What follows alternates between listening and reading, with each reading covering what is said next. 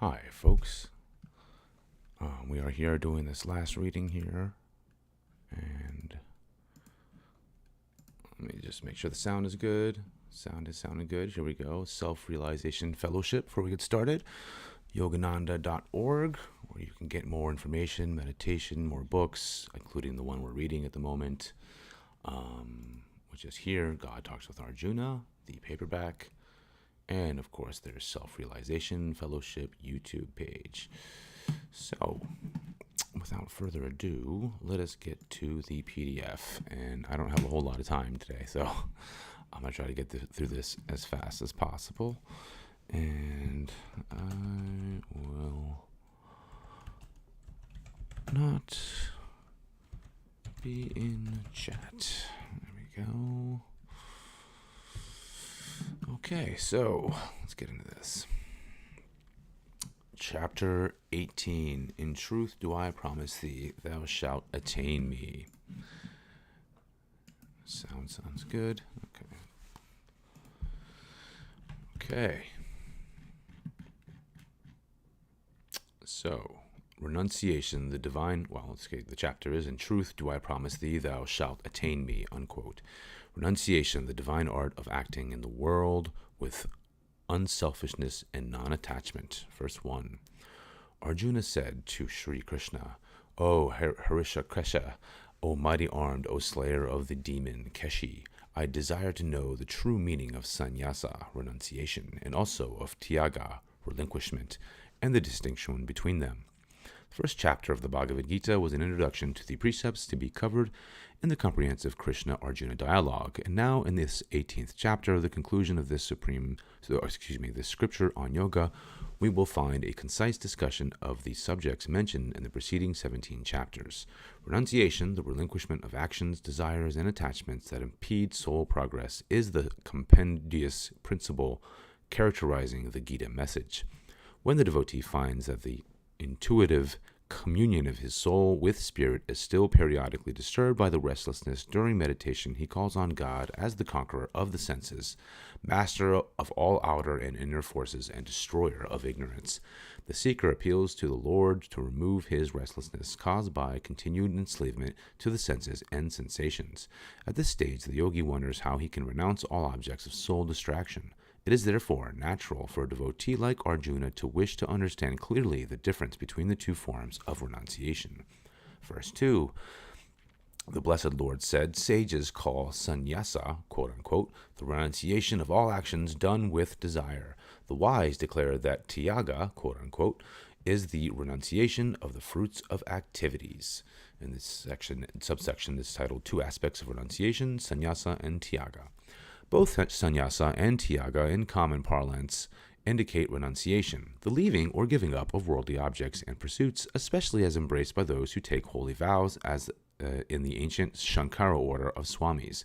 But the Gita makes a deeper case for true renunciation as requiring an inner non-attachment above and beyond any merely physical act of material abandonment. In that explication, a subtle distinction is made between sannyasa and tyaga to define two aspects of renunciation. Sannyasa renunciation signifies the abandonment of the desires and selfish motives that are the usual instigators of actions. Tyaga renunciation means the relinquishment of or non-identification with the inevitable fruits or results that accrue from all actions. In no wise does the Gita advocate for the renunciations of action itself, for action is a veritable necessity for the incarnate being and positive support for the aspiring yogi. The actionless state is rather the culmination of renunciation, the inner abandonment of identification with the ego and its instruments of action in the realization that God is the sole doer, perceiver, and knower. In this state, even though obligatory and dutiful actions continue, these are known as nishkama karma, activity, because they cause no karmic bondage, being free from selfish motivation and from taking to oneself the resulting effects or fruits. This is the ultimate or perfect renunciation towards which the yogi strives, first by learning to work without personal desire for attaining the fruits of action, sannyasa, and second by spiritually transcending identification with the resulting fruits, tyaga. Subsections titled Mental Relinquishments of Fruits of Actions During Their Performance. Pardon me while I take a quick sip.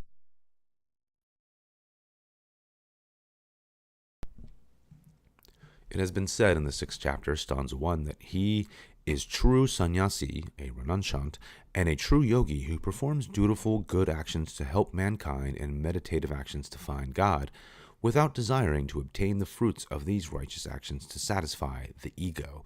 He acts solely to please God. He is a sannyasi because he renounces the desire for fruits of his actions, and he's also a yogi because he helps others and himself spiritually towards God realization. It is distinctly stated that he who does not perform dutiful actions is neither a sannyasi nor a yogi.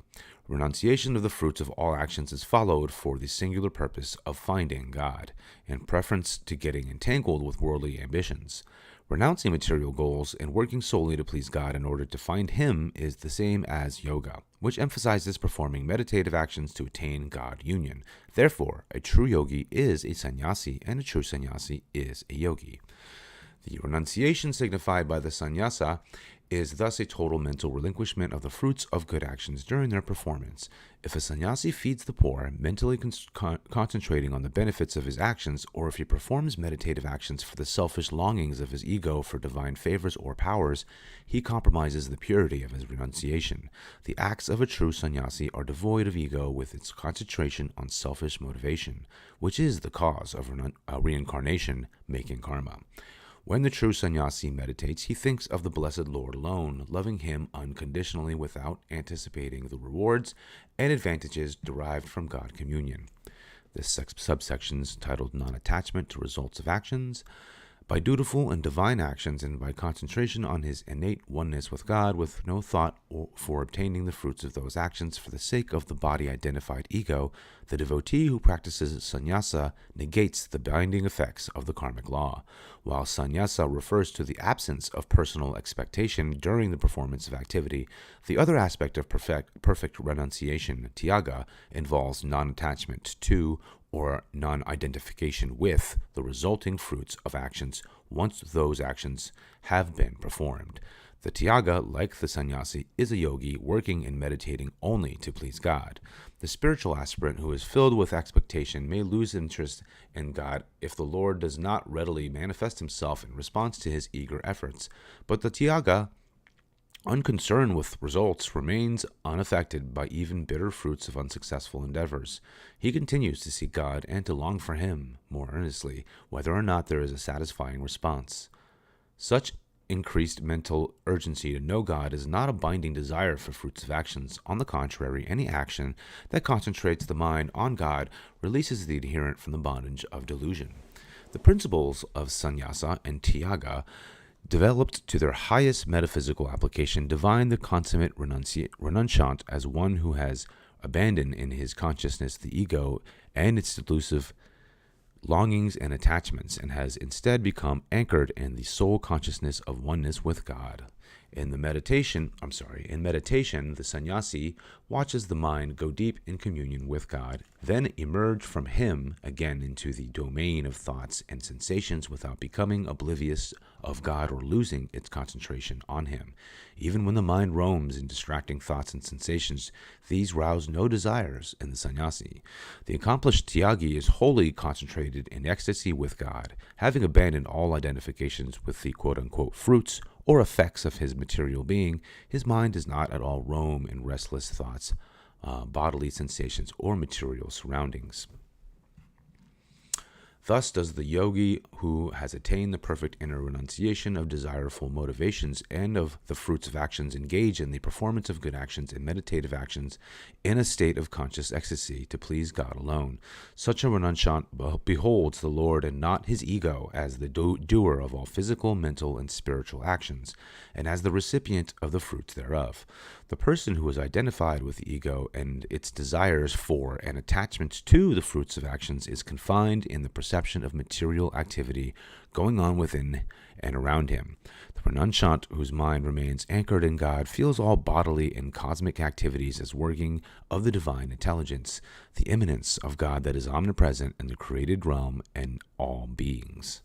Verses 3-6. 3. Some philosophers say that all work should be forsaken as full of taint. Others declare that the activities of yajna, quote, the holy fire rite, and dana, which is philanthropy, and tapas, which is self-discipline, ought not to be abandoned. Verse 4, consequently, understand from me the ultimate truth about renunciation, O best of the Bharatas, Arjuna.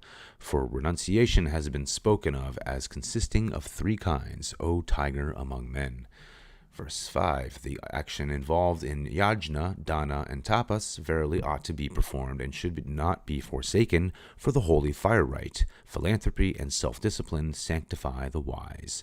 And verse 6, but even these activities ought to be performed, O Partha Arjuna, forsaking attachment to them and the desire for their fruits. This is my supreme and sure conviction. And the commentary elucidates with the subsection titled Liberating Actions, the Inner Fire Ceremony Giving to Others, and Self-Discipline. Naturally, those yogis who are fully liberated and immersed in God can say that all actions belong to the domain of delusion and should be abandoned, keeping the soul in unbroken ecstasy with God. In complete liberation or oneness with spirit, all forms of action can be condemned as delusive, for spirit is the unmanifested state, or in the unmanifested state, is beyond all vibrations, and hence beyond all actions. The question then arises, how can an ordinary mortal, by abandoning good, bad, and divine or meditative activities, realize the state of cosmic consciousness of the actionless absolute? Theoretical philosophers who denounce all activities without having attained the cosmic consciousness of God are harbingers of delusion and wrong advice. The truly wise say that activities connected with holy fire ceremonies, which is called yajna, the offering of gifts, which is called dana, and the self-disciplinary practices, which is tapas, should not be abandoned by the yogi striving for liberation. The Lord has already warned that he who does not perform dutiful divine actions without desire for their fruits is not a true yogi or a true renunciant. The truly wise inculcate the doctrine of performing the inner holy fire ceremony, of casting material consciousness into the fire of inner wisdom, and the metaphysical fire ceremony, the burning of mortal desires in the cosmic perception of God, or destroying material desires in the fire of divine longings. These acts are symbolized in the external yajna of casting clarified butter into the ceremonial fire. Such men of wisdom also declare that the act of giving gifts to the afflicted involves feeling for God as the one who is suffering in others, and hence leads to liberation. The limiting self-desire to obtain things for self must be replaced by the liberating selfless desire to bestow gifts on the greater self. Self-disciplining actions of conquering physical restlessness, practicing mental concentration, and striving for ecstatic communion of soul and spirit in meditation also should be performed to train the body, mind, and soul away from identification with confining bodily pleasures, and to make one's whole being a tabernacle of divine bliss. That's wonderful. But even good and meditative actions must be performed without desire and without attachment to these activities and their fruits if all soul-binding effects are to be negated. Clinging to the self-satisfaction in bestowing gifts or in the physical prowess of bodily control, such as attained through the practice of yoga asanas, or even in acts of meditation and their fruits of peace and joy, limits the devotee's progress to these accomplishments and delays attainment of absolute freedom in spirit. The devotee is advised first to displace materially motivated actions with God-centered actions, and then to rise above them both and become lodged in the actionless, vibrationless state of spirit. By first becoming attached to the meditation and good actions, the devotee banishes baser attachments to material activities. But in time, the yogi should dissolve all attachment even to meditation and good actions in the ecstasy of communion with God. Thus does the Lord caution Arjuna that when man has crossed the thorn-entangled garden of superficially charming evil and entering the enchantingly fragrant garden of virtue, he should not remain wandering therein. Beyond these dark and bright gardens is the palace of God's ineffable, ever-new bliss. Verse 7, quote, the relinquishment of dutiful action is improper. Renunciation of such action through delusion is spoken of as Tamasic, i.e. evil, unquote. And the commentary elucidates, to refrain from performance of dutiful actions is itself an unspiritual or tamasic act, because abandonment of obligatory actions promotes delusion and evil. The spiritually ignorant person can find redemption only by performing dutiful actions with the desire to please God. If he renounces his engagement with good activities, he will find himself steeped in delusion, engaged in evil activities. Such bewildered human beings are called Tamasic, who through delusion shun activities that lead to salvation. Verse 8, quote, he who relinquishes action has been intrinsically difficult for fear of painful trouble to the body is performing Rajasic renunciation. He is unable to attain the reward of renunciation. Unquote.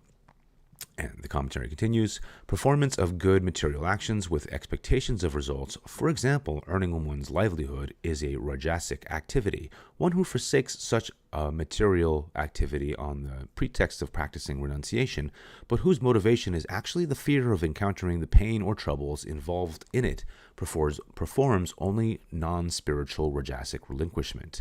He therefore does not attain the reward of true renunciation, which is freedom from ensuing karmic bonds. A devotee who renounces all superfluous material activities and remains engaged in spiritualized, dutiful activity ultimately gains salvation as a result of his relinquishment of pursuits that cause soul bondage. But a man who quits dutiful activities out of an aversion for physical labor or fear of some consequent pain or difficulty only outwardly forsakes action. Inwardly, he remains bound to the body, a slave to ego and its sensations. He will find himself averse not only to unpleasant material activities, but to the effort demanded by liberating divine duties as well. The divine man does not avoid activities that are for a good cause, even if painful ones, for he sees them as God-reminding duties. He forgoes only activities that feed his egoistic consciousness. Such a renouncer striving for God consciousness receives the liberating rewards of the renunciation of delusive activities. Whoa. Ooh, man. Yeah, I don't know about you guys, but that one kind of hit me a little hard on a personal note. Verse 9, quote, O Arjuna, when dutiful action is performed solely because it should be done, forsaking attachment to it and its fruit, that renunciation is considered Satvic, unquote. And the commentary elucidates, obligatory actions are divinely ordained duties. They include the necessary caring for the body, nurturing of the mind, and the pleasurable duty of meditating on the soul, and also those selfless actions performed for the benefit of family, neighbors, and the world. The relinquishment of egoistic attachment to these actions and their fruits, while continuing to perform these righteous duties as obligatory because divinely ordained, is the purest form of abandonment, Satvic renunciation. The devotee who remains in ecstatic communion with the soul, simultaneously watching the sensory and motor activities of the body without any desire or attachment, attains the highest or Satvic state of renunciation. Whether he is engaged in dutiful physical activities or is motionless in ecstatic meditation on the infinite, in his consciousness, the divine presence is ever predominant.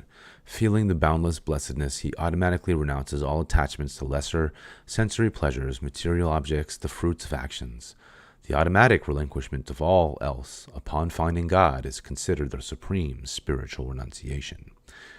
The devotee who relinquishes lesser sense pleasures to gain the unknown bliss of God has entered the first stage of Satvic renunciation. The yogi who obtains the divine bliss and then consciously, deliberately, convincingly renounces all else has attained the ultimate state of perfect relinquishment. Verse 10, quote, the renunciant observed in sattva with a calm understanding, free from doubts, neither abhors unpleasant action nor delights in a pleasant one, unquote. And the commentary continues, all actions performed in connection with realization of the permanent absolute are Satvic, which is good. The practice of justice, truth, compassion, devotion, duty, purity, nobility, meditative perception of the self, all these lead to the ultimate realization of the everlasting spirit. As the devotee engaged in such actions gradually remembers his eternal relation with the infinite, he is relieved of all doubts and loses any inclination that holds him in mortal bondage. He whose renunciation is pure performs with calm understanding all dutiful actions. Jesus Christ accepted crucifixion to fulfill the will of his heavenly Father. The Satvic renunciation remains even-minded as well about agreeable duties. Overexcitement, even in the performance of noble actions, creates waves on the lake of the mind, distorting true perception of the soul blessedness. Any work ordained by God, whether pleasant or unpleasant, is proper duty. The true renunciant who is concentrated on the Lord performs both with equal zeal and non-attachment. Pardon me while I take a quick drink.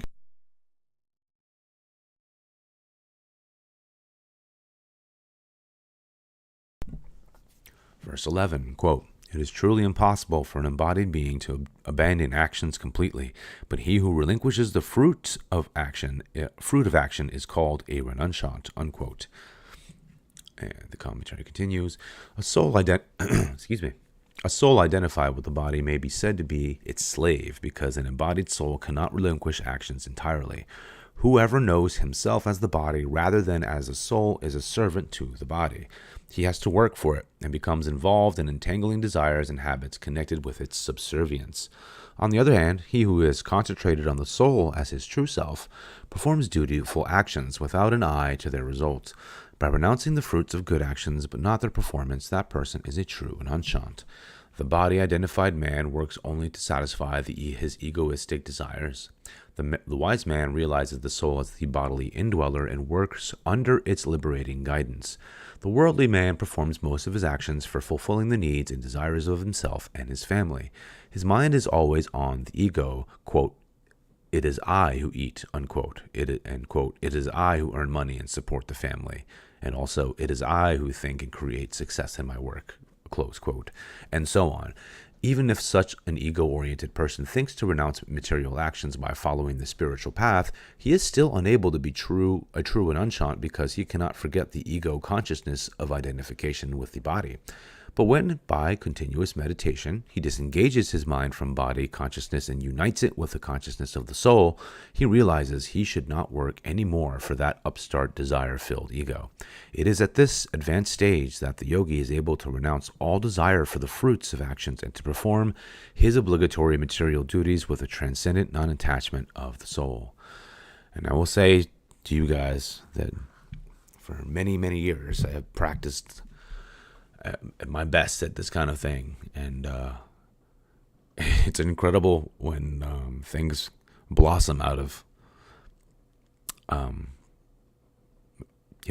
a continued kind of living in this kind of mindset.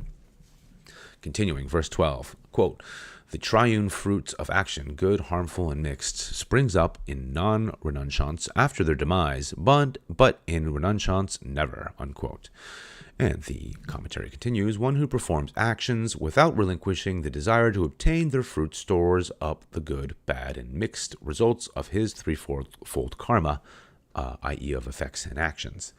These stored up psychological seeds, when watered by proper environment, sprout forth into specific results in this or another life and in the beyond.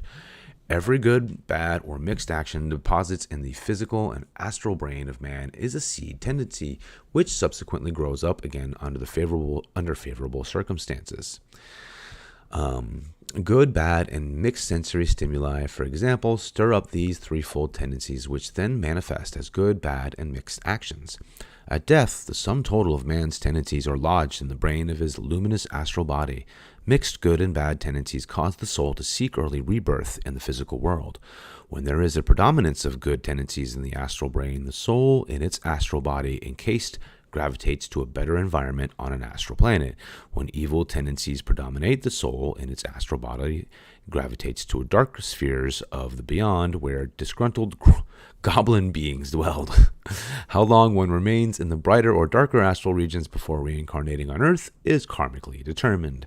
The true relinquisher of the fruits of actions is untouched by any of the aforesaid threefold actions, for he works under the direction of the Lord of the universe and performs all activities only on his behalf. Such yogis do not accumulate any after effects from their actions and become liberated. This section is subtitled True Yogis Remain Free from Karma Even While Performing Actions. Continuing, he who is one with God is not touched by karma no matter what he does. Such a devotee makes God the beneficiary of his actions and thus remains karmically unentangled. Through desire, the egoist amasses the fruits of his actions and thus becomes ensnared in them. As the silkworm is boiled in a cocoon of its own creation, so the egoist is destroyed in his self-created cocoon of ignorance. The sage remains desireless and non-attached, and thus does not accrue to himself any fruits of his actions, lest they prove self-destructive.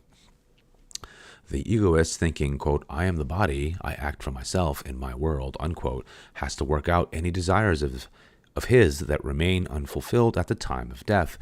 But the renunciant says to himself, I have renounced service to the ego. Sorry, I read something earlier today, yesterday, that hit me hard. It was very similar to this idea here. Continuing, I live, I work, I move in the drama of God according to his wish and plan. I came here not of my own volition, but because of God's will. I will come back on earth or go anywhere the Lord leads me, but I will not be forced to return here just to eat apple pie or curry or to satisfy any other foolish, unfulfilled desire. I love it. All my longings are consumed as an offering to the Lord. I live at his command and I am free, unquote.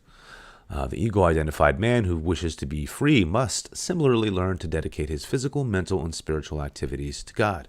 He should always think along these lines. Quote, I work for the Father and he works through me. I eat not because I am attached to health, but to care for this body temple, for his in my charge. That's a weird way to say it. I think, reason, and will not to satisfy the ego, but that I might intelligently, ambitiously act and serve the Lord alone. He has given me this body, reason, will, and the power to act. So with non-attachment, I use them to play my part in his drama, unquote. And before I continue, I just want to say that, this whole idea of being able to work and live and act in a sort of more divinely conscious ways, not as impossible as it might seem. It really comes down to how much of a level of awareness that you've allowed maybe yourself to get into when it comes to spiritually, but just all around you. I think part of the reason why this is such a process is that, the further you go in, the more you realize that everything out is just a reflection of what's inside. And so, I don't know, it's just, for many years, I've been doing that. And, and it's whatever work I'm doing, like whatever kind of job I'm doing, I'm always in the background of my mind. Not really. I'm doing the job. I'm doing the best job I can. And honestly, I have a great record when it comes to working. But it's just one of those things where it's like, it's funny too, because so many people are always surprised about how good I am at going to work and working and doing my job. And I'm always surprised by that. I'm like, but that's what you're supposed to do.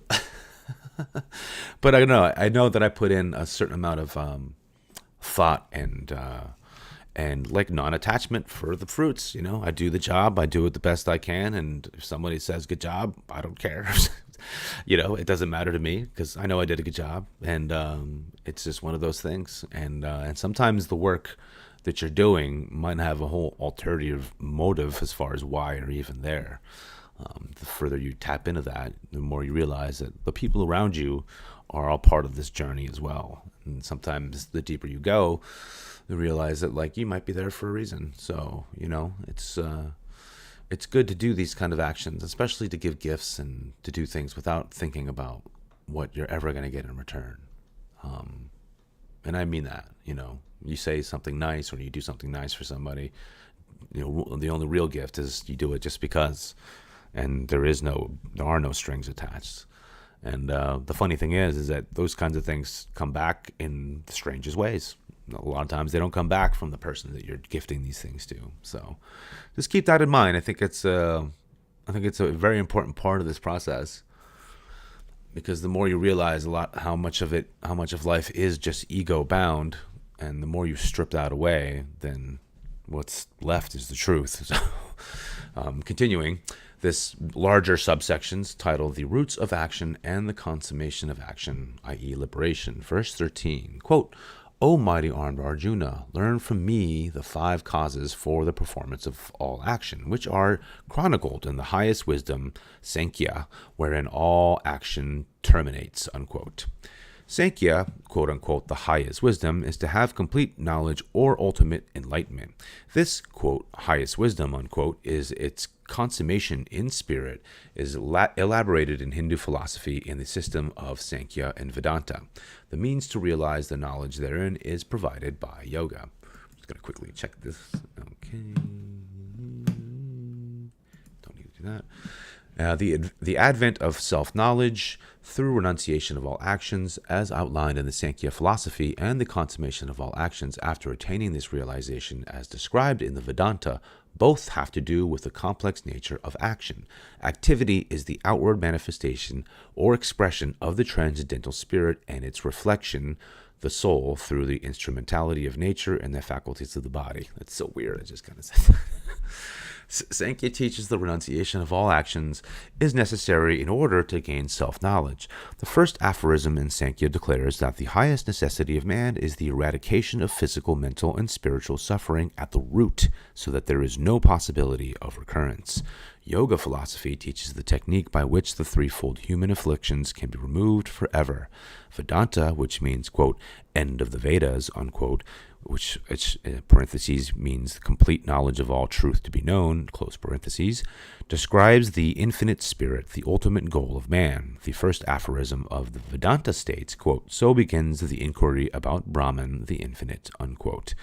Without the renunciation enjoined in Sankhya and without the technique of yoga, the devotee cannot escape the misery-producing entanglements of physical consciousness and realize the infinite.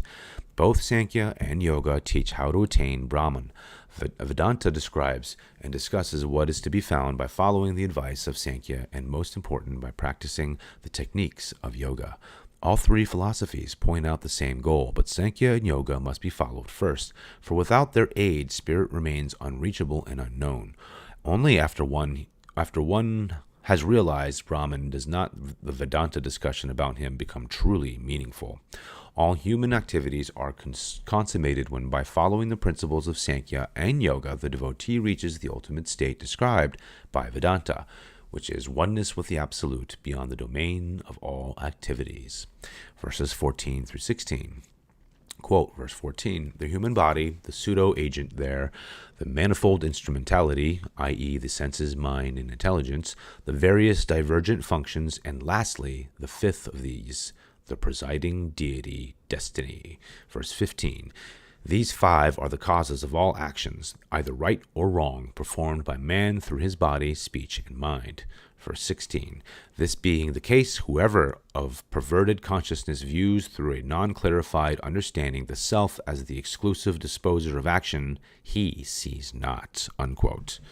And the commentary elucidates, the body is the first cause in man's performance of activities, for without the presence of the body, no actions, physical, mental, or spiritual, could be carried out. The second cause is the ego, the pseudo-soul or agent, which enthrones itself in the body's senses, mind, and intelligence. Without this, quote, I-ness, unquote, no activities could be directed or executed.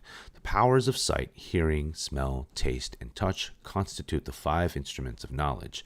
The power of speech and the motor activities performed by the hands, feet, rectal, genital organs constitute the 5 instruments of action.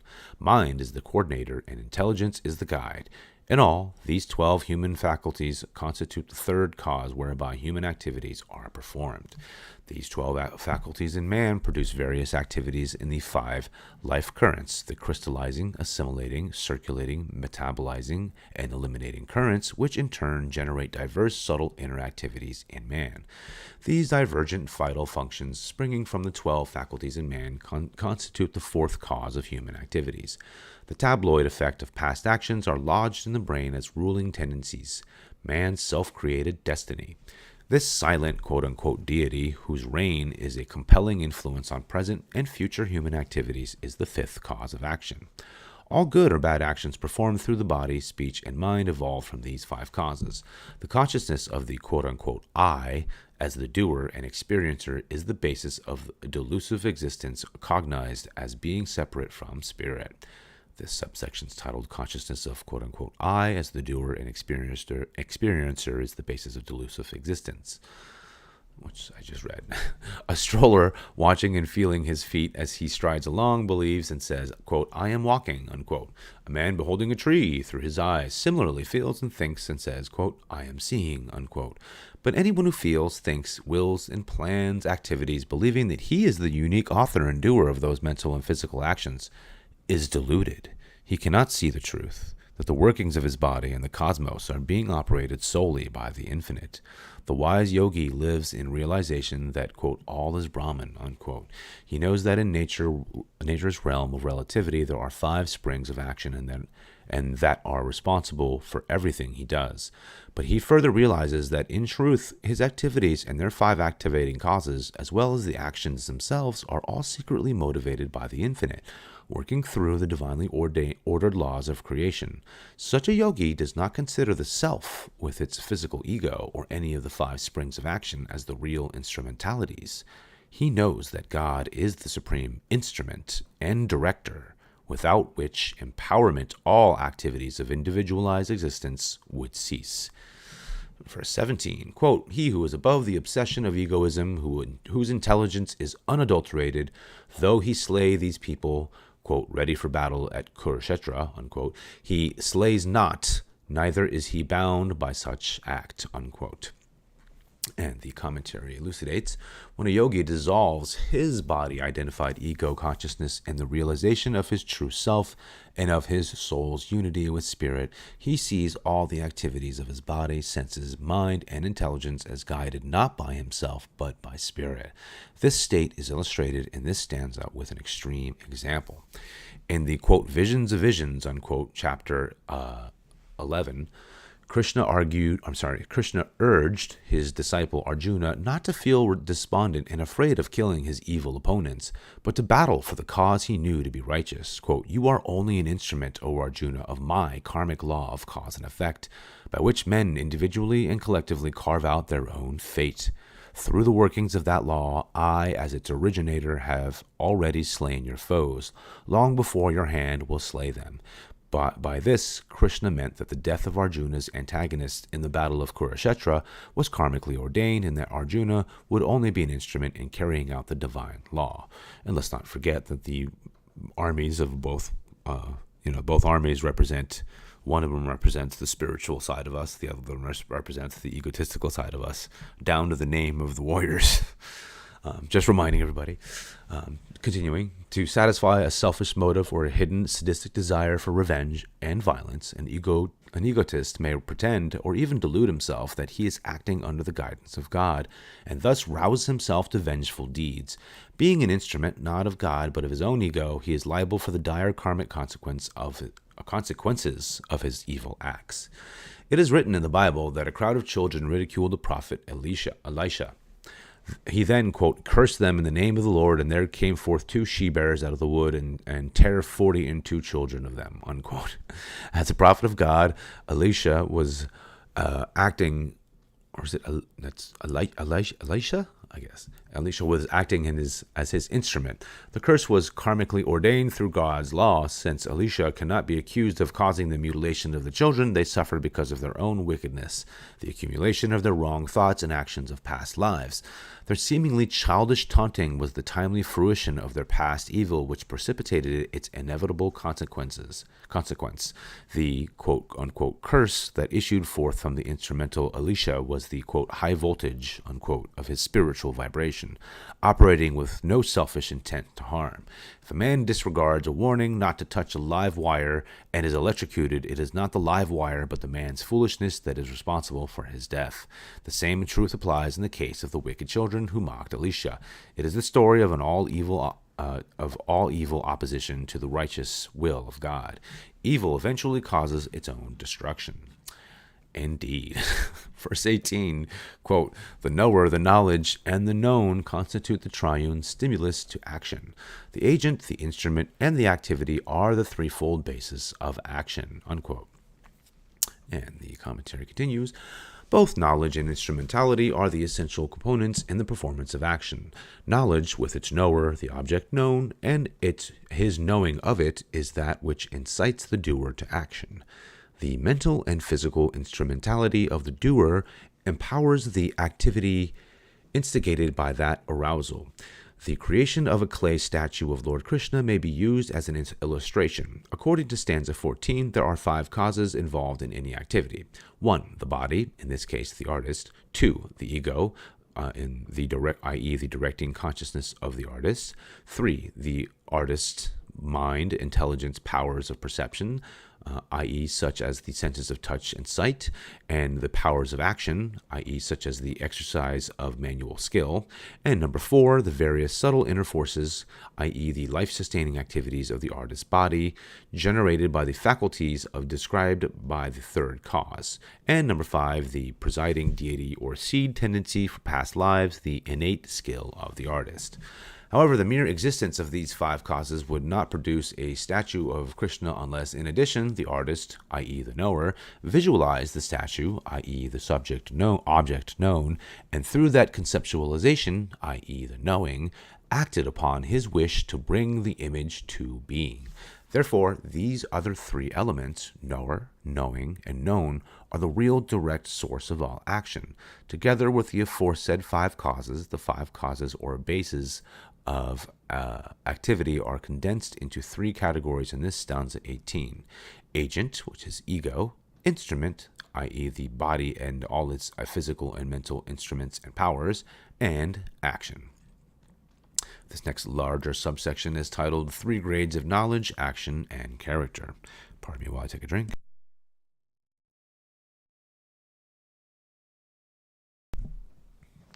Verse 19. Knowledge, which, quote, knowledge, action, and agent in the Sankhya philosophy are described as being of but 3 kinds, according to the distinction of the 3 gunas. Please hear duly about these also, unquote. And the commentary continues, Sankhya philosophy deals elaborately with the 3 gunas, i.e. the qualities of nature, sattva, the good, expanding guna, rajas, the activating middle guna, and tamas, the evil, obstructing guna. In the 20th to 39th stanzas of this chapter, Lord Krishna describes to Arjuna how these 3 qualities determine the nature of knowledge, action, and agent. Verse 20, quote, O Arjuna, understand that knowledge to be Satvic, by which the one indestructible spirit is perceived in all beings, undivided in the divided, unquote. Exactly. That's what I was saying earlier. Continuing with the commentary, when a person intently watching a motion picture looks up and sees the one pure imageless beam of light falling on the screen and creating the true-to-life pictures, he realizes that all the elusively realistic appearances are naught but a mixture of light and shadows projected from the motion picture booth.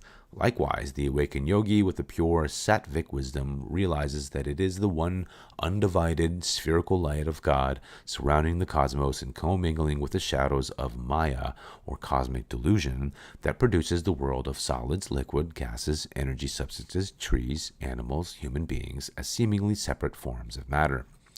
The enlightened beings behold the one all-creating spherical light of God as indivisible and indestructible, whereas the so-called quote-unquote real atomic vibratory manifestations of matter within it, though made of that one changeless light, appear to be various and changing. That knowledge by which spirit is perceived as one and indivisible, even in its manifold individual appearances as matter and mortal dreams, is called sattvic knowledge. Verse 21, quote, but that knowledge which perceives in the aggregate world of beings manifold and entities of different varieties, distinct from one another, understand that knowledge to be Rajasic, unquote. And the commentary continues, a man engrossed in beholding moving pictures, a man engrossed in beholding moving picture images and happenings as if they were real, rather than seeing them as illusory representations made of light and shadow, has engaged his understanding in fascination with delusive, restless motion. The consciousness of a man similarly engrossed in the delusive appearances and activities of the world, rather than perceiving their divergent separateness as the flickerings of the one infinite light, is said to be Rajasic. The quality of that knowledge which is identified with the active aspect of delusion inherent in Earth's infinite variety of beings, appearances, and activities is Rajasic, which is again the middle, activating quality. Verse 22, quote, "And that knowledge which concentrates on a single effect as if it were the whole, disregarding motive, lacking conformance with the principles of truth, trivial and easy, is declared to be Tamasic," unquote. And the commentary continues, "The person whose cognition is of the Tamasic quality is wholly subverted by delusion. The body, the world of matter, and the sensory experiences exchanged between the body and its material environs are considered the be-all and end-all of life. The man of Tamasic understanding thoughtlessly engages in trivial aspirations. Those he thinks will cause him the least trouble and give him the most pleasure, but are of no consequence to his true self, his true self. He expresses full satisfaction therein as though he had found the ultimate goal of life. With his inner voice of conscience stifled in the darkness, he never questions the correctness of his motives and their cause-effect relation. His befuddled understanding irrationally justifies all of his personal convictions and inclinations, no matter how contrary to the principles of truth. He never analyzes the body as a mere instrument of the soul, empowered by the laws of nature and utterly dependent on the borrowed wisdom and power of the Almighty Creator. Rather, Tamasic perception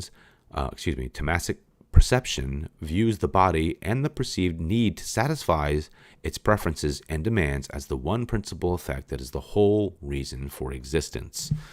Through the obstructive influence of tamas, the quote, the low grade or dark quality on the discriminating faculty of intelligence, man feels satisfied for a time with his engrossment in the seeming reality and temporal activities of the body.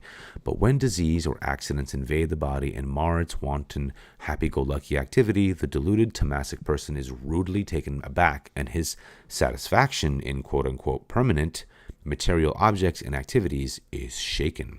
This is the periodic fate of the materialist until he frees his understanding from the delusive Tamasic quality that makes him falsely see the possibility of infinite enjoyment in an infinite mirage of matter.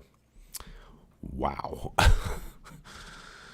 I can't agree with that more. Give me 2 seconds. Verse 23, quote, "That action which is divinely directed, which is performed in a state of complete non-attachment, without attraction or repulsion, and without desiring the fruits of action, is said to be Satvic," unquote.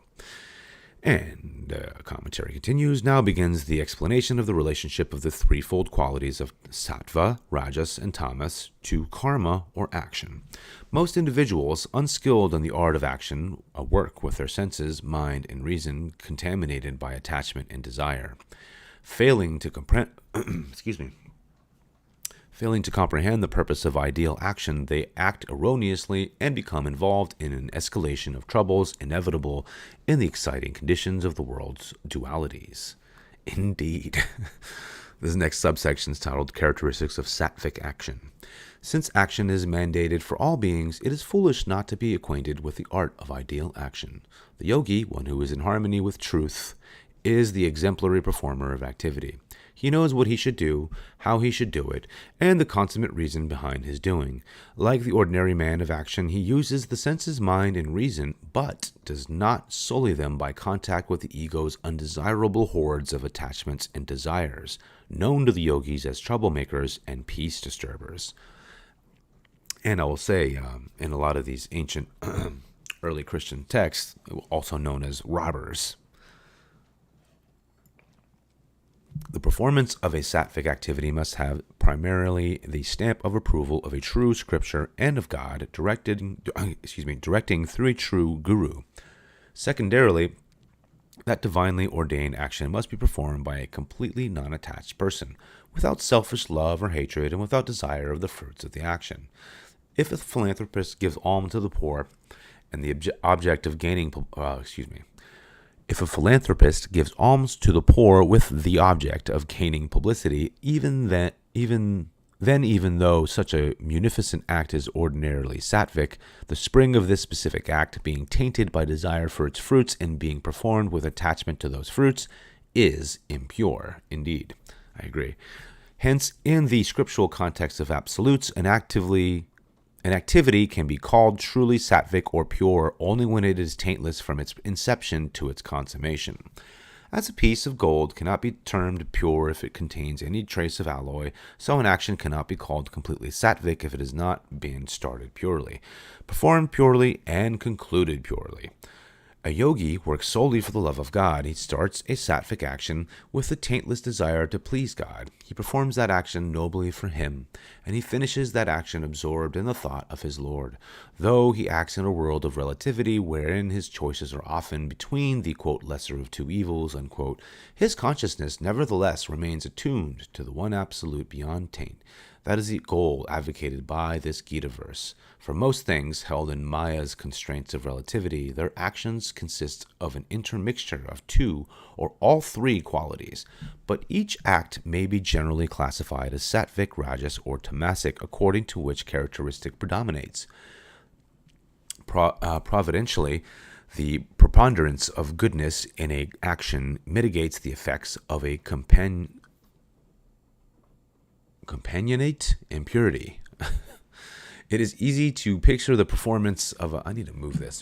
There's a unfortunately you guys can't thank goodness you guys can't see it, but I have a line going through my screen. All right, that's better.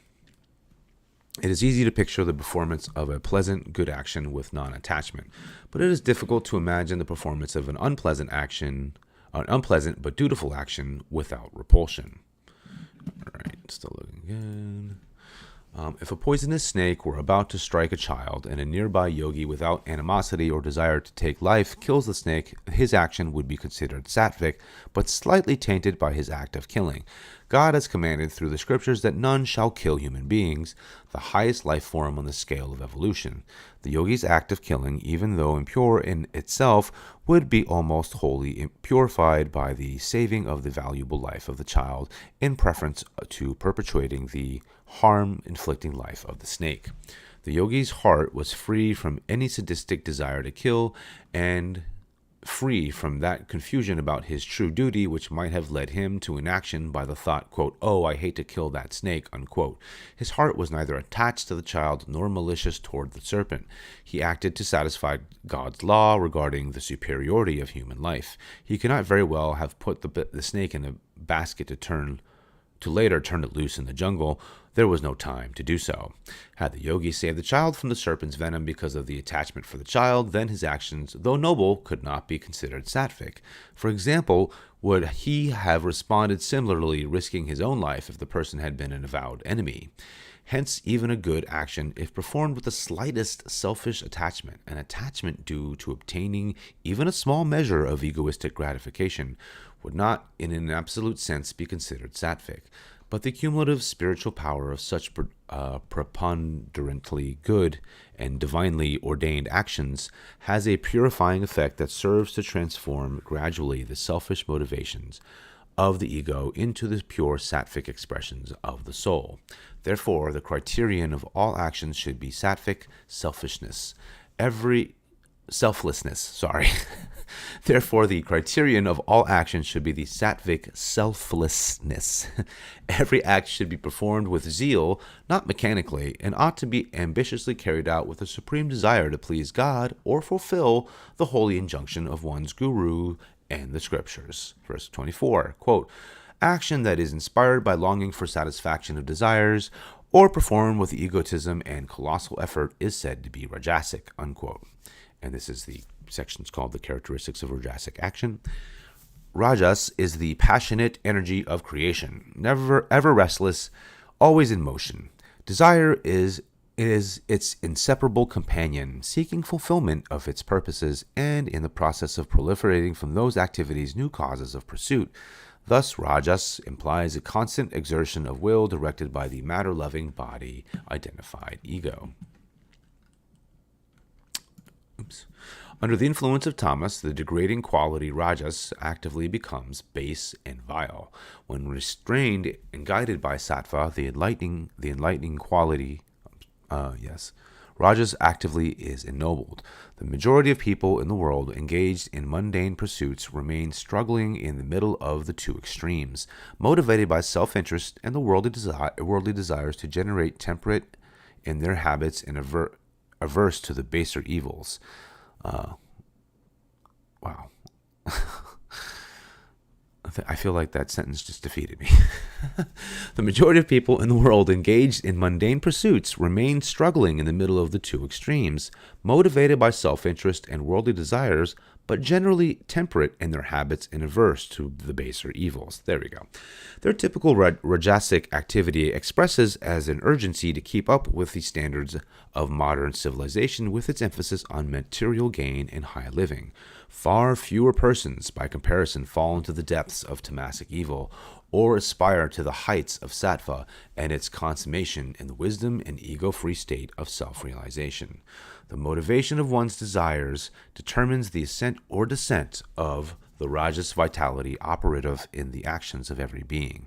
If a rich man harbors desire of gaining fame and glory, and with a consciousness of self-importance assumes the prodigious task of celebrating a holy feast by lavishly feeding thousands and entertaining them with ceremonial pomp and music, such an action, colossal in ego and effort, is called Rajasic. If a proper holy celebration is performed with the sole desire to please God, that is a Sattvic action. Pure Sattvic action leads to liberation. Rajasic actions, on the other hand, produce manifold desires patterned after their own kind. Being instituted for the satisfaction of ego and its limited world, such actions increase troubles and rebirths for man unless the initiating and accruing insatiable desires are destroyed by the greater power of Sattvic wisdom. Verse 25, quote, Tamasic action is that which is instituted through delusion without measuring one's ability and disregarding the consequences, lost to one's self of health, wealth, and influence, and harm to others, unquote. And the commentary continues, this section's characteristic of Tamasic action. To the degree that tamas, the darkening quality, affects the knowledge of man, his actions accordingly will confirm his deluded state. He behaves with selfish short-sightedness, devoid of sound reason and judgment and the ability to anticipate the consequences of his actions. The rule among ruffians is, quote, hit first and reason afterwards, unquote. This practice can lead to extremely serious consequences. Indeed. That thoughtless hard blow may end as another man's murder, and result of that may well be a death sentence for the assailant. Persons who act thoughtlessly under the influence of violent or mindless emotions, heedless of the potential consequences of their actions, not only become instrumental in hurting others, but also vitiate their own vitality and often suffer loss of prestige or prosperity as well. They entangle themselves in complex difficulties by instituting actions without first determining the rightness of their intentions and estimating their power and ability to perform those actions successfully. If a person of poor ability takes all of his own money and a large sum borrowed from friends who can ill afford such a risk, exciting them with the foundless hope of gaining great dividends and start a sure-to-fail, unwieldy business, he performs such an action without regard to its inevitable results, loss of fortune and prestige to himself and injury to others. Any such irrational action producing all-around evil is Tamasic. Pardon me while I drink.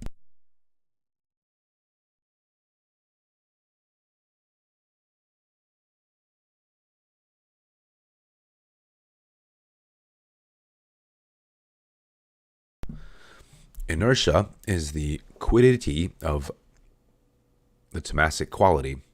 Therefore, Tamasic action always pursues the path of least resistance to avoid the effort required in the practice of self-control, the exercise of discrimination, and engagement in divinely ordained duties. Verse 26, quote, that agent who is without egotism, or attachment, untouched by fulfillment or unfulfillment, and endowed with courage and zeal is called Satvic, unquote. And this is qualities of the Satvic nature. The characteristic expression of the three qualities, Sattva, Rajas, and Tamas, in the agent or doer of actions is now described in stanzas 26 and 28.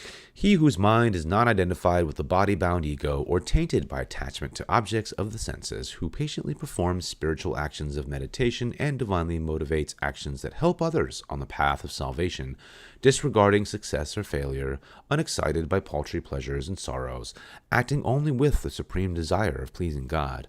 That man is a Sattvic yogi of the highest type. The following story aptly illustrates the state of such yogi. A wise man was sitting calmly in contemplation, his consciousness intoxicated with the presence of God. His wife came running to him and sobbed, quote, "Our son just fell from the roof and died," unquote. Quote, "Sit in peace," her husband said quietly, "and meditate upon God. Tell him, Lord, we thank thee for giving us the company of a noble son for 20 long years. In thy wisdom thou knowest why it is now best to promote him to a better place, no longer feeding our selfish desires to keep him here. Even though we shall miss him, we bow to thine all-knowing wish," unquote. Shocked, his wife exclaimed, quote, "What is wrong with you? Haven't you a tear for our dead son?" Unquote. After a little pause, the father replied, quote, "Last night I dreamt that I was a king and that I had 3 sons who fell to their death from the palace roof when it collapsed during an earthquake. Now I am wondering whether I should weep for the lost palace and the 3 princes of my dream, or if I should cry for our one son who has been taken away in this mysterious earthly dream of God's," unquote. Only a yogi and the highest God realization could in truth behave with such transcendent feeling. A lesser person feigning such spiritual aloofness would be acting in cruel and unfeeling hypocrisy. A truly wise man is able to distinguish temporal mortal dreams from the eternal reality. Therefore, he is utterly free from all attachment. He is even-minded, indifferent to both the reverses and the successes that befall him, for he does not see himself as the doer. He perceives the Lord working through him in his world. He who believes he owns any portion of this earth is seized with terrible grief when he loses that which he mistakenly thought was his own. Oh boy, ain't that the truth? Sattvic non-attachment and absence of egoity does not make the yogi apathetic. His inner state of God union rather gives him an imperturbability of fortitude and resolution, and a zeal that is constantly enlivened by his perception of the hidden joy in all things. Dispassionate towards the happenings in God's dream, he is yet wholly compassionate towards those beings still struggling with its relativities.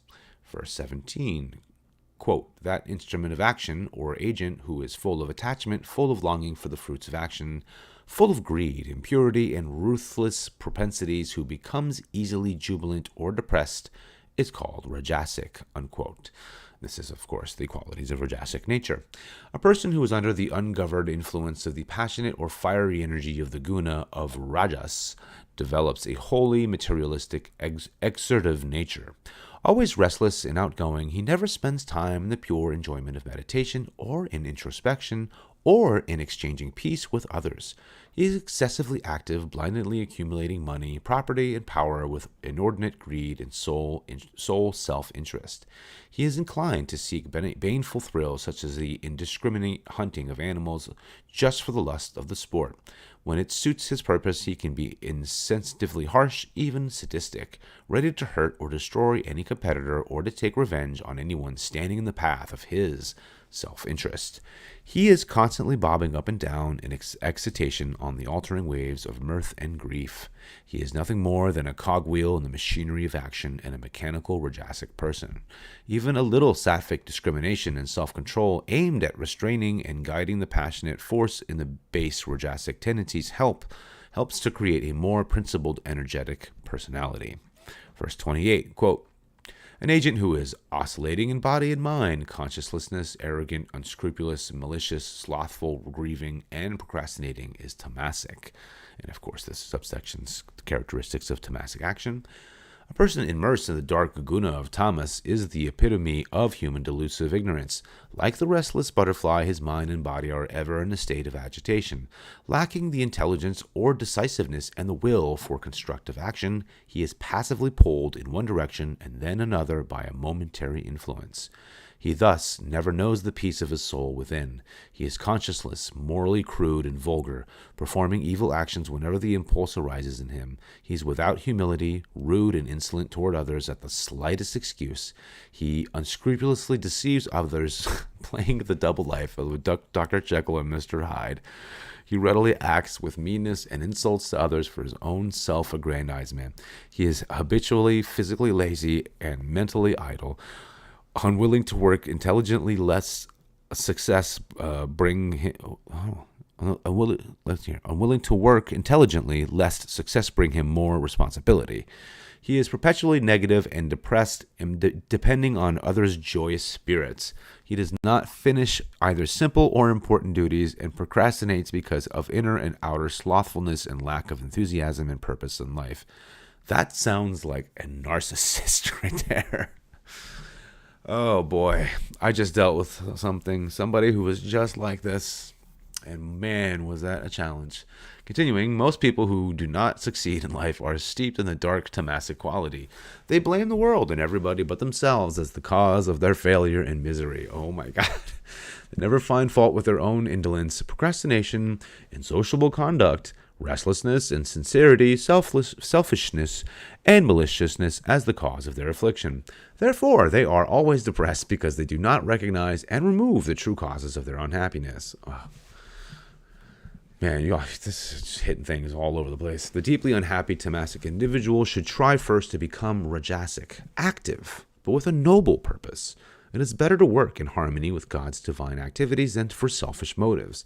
But even for a depraved businessman, because of his activity, has a better chance for salvation than the physically and mentally ossified Tamasic man. Company is stronger than willpower. Both Tamasic and Rajasic persons should seek the influence of higher types, preferably Satvic beings who are steeped in God realization. A wrestler who works out with a stronger combatant increases his strength. A weak Tamasic and Rajasic types likewise should associate with spiritually stronger Satvic individuals. Environment is also influential. It creates the desire to become either good or evil. A man has free choice to select a good or evil environment or action before he forms habits. But after a specific environment has instilled in him the desire to follow a good or bad habit, he usually loses his free will. A good habit impels a man to be good, and an evil habit compels him to do wrong. Thus, he helplessly gravitates towards a corresponding environment. Outer environment incites the inner as well as the outer behavior of the man. That's right, i.e., as above, so below, right? Thus, Continuing, thus the creation of a stronger inner character is of a paramount importance, so that it can then remain unaffected by or even change adverse outer influences. Excuse me.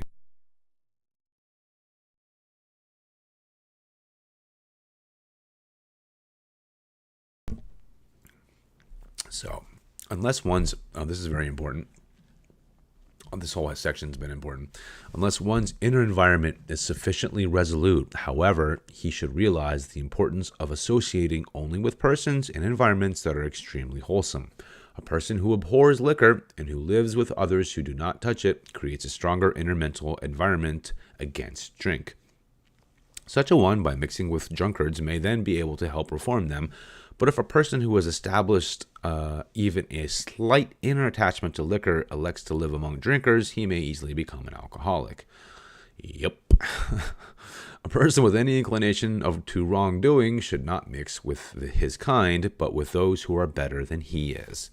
The worldly man should seek out the meditative man and create his own inviolate inner environment of God communion. After that is accomplished, if he has to return to a material environment or does so to help others, he will not be affected by it. Only when he has thus strengthened himself can he be of help in uplifting others. This next larger subsection is titled Intelligence, Fortitude, and Happiness, Their Higher and Lower Expressions. Intelligence is means buddhi, Buddhi. Fortitude is driti, Dhriti. And happiness is sukham, Sukham. Verses 29 and 30. 29, quote, O winner of wealth, Arjuna, I will explain, separately and exhaustively, the threefold distinctions of intelligence and fortitude according to the gunas. Please listen. Verse 30, that intellect is Satvic, O Partha Arjuna, which correctly understands the paths of desireful action and renunciation, and undutiful and dutiful actions, and the causes of apprehension and fearlessness, bondage and salvation, unquote. And the commentary continues, when intelligence, i.e. buddhi, and fortitude, which is driti, are properly developed, imbued with the uplifting sattva quality, man finds his life fully under his control, with the intelligence unclouded and the courage resolute. The consciousness rises above the limitations of mental frailties and manifests the intuitively perceptive, intrepidly calm state of the soul. Yogananda is trying to trip me up. Pure sattvic discrimination reveals to the devotee the bondage that exists in blindly pursuing the path of worldly activity and the liberation inherent in following the path of renunciation, inner non-attachment. Worldly pursuits for self-satisfaction are fraught with apprehensions, chiefly of failure and death. The renunciant in his non-attachment knows the world is run by God. A yogi of pure discrimination therefore works fearlessly and lovingly to please him alone. The sattvic intelligence of such a yogi clearly distinguishes actions that are to be avoided because they create bondage and apprehension, from dutiful and meditative actions that are to be performed because they bring liberation and permanent removal of all dreaded fears. Even if a victorious Genghis Khan became a master of the world, he would still not be free from the fear of disease and approaching death. It is only by working for God, renouncing all covetousness for impermanent worldly objects, and by communing with God, that his soul finds the eternally safe shelter, which is proof against all suffering and death. Verse 31, quote, O Partha Arjuna, that intellect is Rajasic, by which one perceives in a grossly distorted manner righteousness, which is dharma, and the unrighteousness, which is adharma, dutiful action and undutiful action, unquote. Pardon me, I need to cough.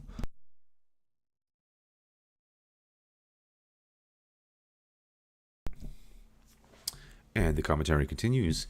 The man whose intellect is identified with the unthinking mechanism of Rajasic activity becomes mentally confused and does not distinguish between God-reminding religious duties and materially absorbing religious activities. Such a beclouded mentality heedlessly intermixes righteousness and unrighteousness. Lacking clarity of vision and blindly performing actions without discrimination, the ordinary gross materialist constantly stumbles into the pit of worries and disillusionment. Being thus the frequent recipient of pain, the Rajasic intelligence is full of distrust and doubt, and consequently builds up a defensive self-assertiveness, the stronghold of the passionate ego. Verse 32, quote, O Partha Arjuna, that intellect is Tamasic, which being enveloped in gloom considers irreligion as religion and looks upon all things in a perverted way, unquote. What a verse. The commentary continues, persons who do not follow even the regular organized path of material life led by those Rajasic temperament, but indulge instead in extremes of indolent and evil conduct, are abnormal individuals impelled by a Tamasic intelligence. Their intellect is eclipsed by the mental darkness of ignorance and plagued by its resultant misery. Such extremists make materialistic, irreligious living their religion. They see nothing unvirtuous in their behavior. Lazy and evil ways become a second nature to them. They indulge in overeating, oversexuality, and excess in all harmful habits. Leading an unnatural existence, they have perverted opinions and modes of living, and are irresponsible in their whole manner of thinking, willing, and behaving. Tamasic beings are unpredictably unreasonable in the use of their deluded intelligence. They work much harm to themselves and others. Yup. Verse 33, quote, the resolute constancy by which one regulates the functions of the mind, prana, and senses by restraining their prostitution, i.e. wayward oscillation, close quote, Through yoga practice, that fortitude is Satvic, O Partha, Arjuna, unquote. And fortitude, again, means driti. So let me do that without the extra thing. So the resolute constancy by which one regulates the functions of the mind, i.e. prana, and senses, by restraining their prostitution through yoga practice, that fortitude is Satvic, O Partha, Arjuna.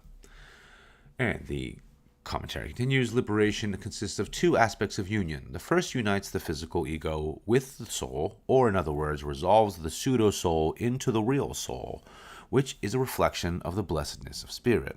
The second unites the soul with omnipresent spirit.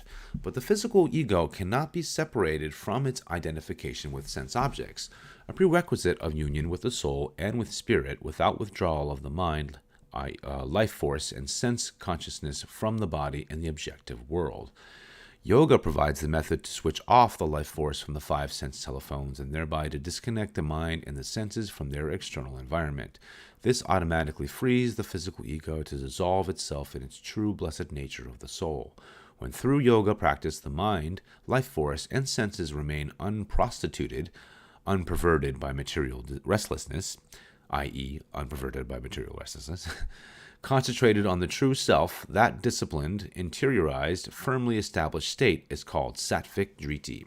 The word driti in this context is not exactly quote-unquote fortitude, but rather connotes the inner firmness of self-control and the constancy of soul perception that produces a steady state of fortitude. In that unshakable state, the soul in its pure nature retains mastery over the mind, life force, and senses, and thus remains unperturbed by the temptations of sense objects.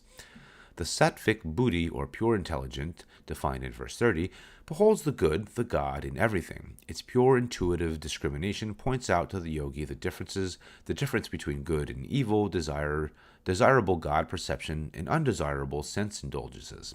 Satvic driti then enables the yogi, through successful practice of yoga, to abide in resolute inner constancy in the state of Satvic buddhi, divine realization through soul perception. When unswerving self-perception is attained, the yogi is said to have reached the eternal state of fortitude, or driti, untouched by sensory-engendered mundane fears. A yogi possessing a Satvic driti consciousness keeps his mind settled in the blessed perception of the soul and God and is undisturbed by the inroads of sensations in the conscious state of existence as well as the interiorized ecstasy of meditation. He can therefore wander in worldly life, engage in dutiful activities, beholding good and evil without being in any way affected or entangled by them. Verse 34, quote, the resolute inner patience that causes one to regulate his mind to dharma, i.e. religious duty, desire, and riches, while longing for the fruits thereof because of attachment, that, O Partha Arjuna, is Rajasic driti. Unquote. And the commentary elucidates, through attachment, a worldly man by Rajasic driti, resolute inner patience under the influence of the passionate or active quality, clings to external religious ceremonious duties, earthly desires, and money-making efforts. A man of this tenacious activating disposition keeps his mind vitality and senses patiently and persistently settled in physical duties in order to gain their results, taking the matter-of-fact view of life. The majority of these worldly people gird up their loins to fulfill all natural propensities, earning money, keeping up the home, and maintaining a family, and superficially partaking in religious ceremonies in general, remaining identified with the inclinations of the physical ego. Verse 35, quote, that by which a stupid man does not forsake oversleep, fear, sorrow, despair, and wanton conceit, O Partha Arjuna, is Tamasic driti, unquote. And the commentary continues, Tamasic driti, inner settlement on evil, the quality, guna, of ignorance, acting on the inner patient attitude of an unthinking person, is that obstinacy through which one clings to evil. Tamasic or evil discriminative persistence keeps gross individuals habitually settled in oversleep, constant fear, grief, despondency, and insolence, conceit. These evil qualities are harbingers of great troubles. Egoistic, dark-minded person who sleep too much become drugged, by the habit of this stupor and thus remain identified with the idle, ungoverned body, unable to whip it into proper action to fulfill ordained duties and to gain success and peace. Sorry. Something distracted me there. Let me go back. Egoistic, dark-minded persons who sleep too much become drugged by the habit of this stupor and thus remain identified with the idle, ungoverned body, unable to whip it into proper action to fulfill ordained duties and to gain success and peace. Owing to mental and physical inactivity, they naturally become depressed, which results in fear or carrying on an unbearable, unhappy existence. In other words, oversleep produces physical and mental indolence and aversion to the constructive work. Lack of activity produces despondency through the consciousness of a useless existence. The habit of deeming life a burden produces grief and fear of repeated experience of sorrow. Disdainful conceit makes one satisfied with his evil habits. His contempt towards the need to change his ways keep him from having any hope of salvation. Oh my God. I know you guys know so many people like this too. Human beings who find themselves steadfastly clinging to Tamasic duty, and therefore settled in evil habits, should forthwith banish conceit and regulate their lives by proper activity, proper sleep supplemented by the rejuvenating power of meditation, thus freeing the mind from fear, despondency, and grief. Verses 36 to 37. Quote 36. O stubborn bowl of realization, i.e. Arjuna, pray hear from me now about the three kinds of happiness: transcendent happiness, i.e. supreme bliss, gained by repeated recollection of the mind, and in which one knows the extinguishment of all pain. Verse 37, that which is born of the clear perceptive discrimination of self-realization. That happiness is called Satvic. It seems like poison at first, but like nectar afterwards. Unquote. Wow. Oh, Satvic happiness. Oh my goodness. So yeah, let me just say something here. In the process of one's self-realization to gain this happiness, this, that it extinguishes pain, all pain. This line where it seems like poison at first, but like nectar afterwards, is so true. And it's so crazy because when you see it in real life, and that's the reason why I wanted to share this book, is because it has such wisdom, and the commentary is just phenomenal because it really breaks everything down. But I will tell you, I have definitely, there are times where people will definitely be terrified at these kinds of things, and some of it, in many ways, you have to face the worst part of yourself and life in order to realize the bliss beyond it all, which is why it seems like poison at first, because you really have to dig into that and to the deepest part of your soul. And so I really like that. It was good. Anyways, this section is called Sattvic Happiness for the commentary. When a yogi constantly strives to practice meditative calmness, he ultimately experiences the birth of divine bliss and the end of all sorrow. Indeed. Suffering is threefold: physical, mental, and spiritual. Physical sufferings arises from disease and discomfort. And, disease is dis-ease, right? Mental suffering springs in large measure from the sprouted karmic seeds of past evil actions lodged in the astral brain. Spiritual suffering comes from the inability to contact God. These threefold sufferings disappear when, by practice of yoga, the mind becomes disengaged from the grief-making senses and united to the blessedness of the soul, the true self. Verse 37, however, acknowledges the initial difficult states of struggle and discontent, unpleasant like quote-unquote poison, experienced by the yogi during his skirmishes with the senses. But after the mind and the discriminative intelligence have won the victory, they plant their banner of triumph on the blessed tract of the soul. When the victorious yogi, after his experiences of the spiritual struggle, tastes through his interiorized intuitive discrimination the divine Amrita, quote-unquote nectar of the soul, that true happiness is called Satvic. Pure Satvic joy is unending, ever new, culminating at last in the eternal Ananda, bliss of spirit, beyond touch of any guna, even sattva. Verse 38, quote, that happiness which springs forth the conjunction of the senses and matter is termed Rajasic. It seems like nectar in the beginning and like poison in the end, unquote. Indeed. Rajasic happiness. The commentary continues, the nature of happiness born of the passionate blindness of Rajasic action is described here. A person who experiences physical pleasure after strenuous effort to attain it enjoys for a while the ambrosial quote-unquote nectar of a gratifying happiness. But this is inevitably decimated by the quote-unquote poison of dissatisfied unhappiness as the impermanent sensory pleasure wanes. When a boisterous young man works hard and with difficulty saves money to buy a rickety car, he is extremely happy with his first wild outings in it.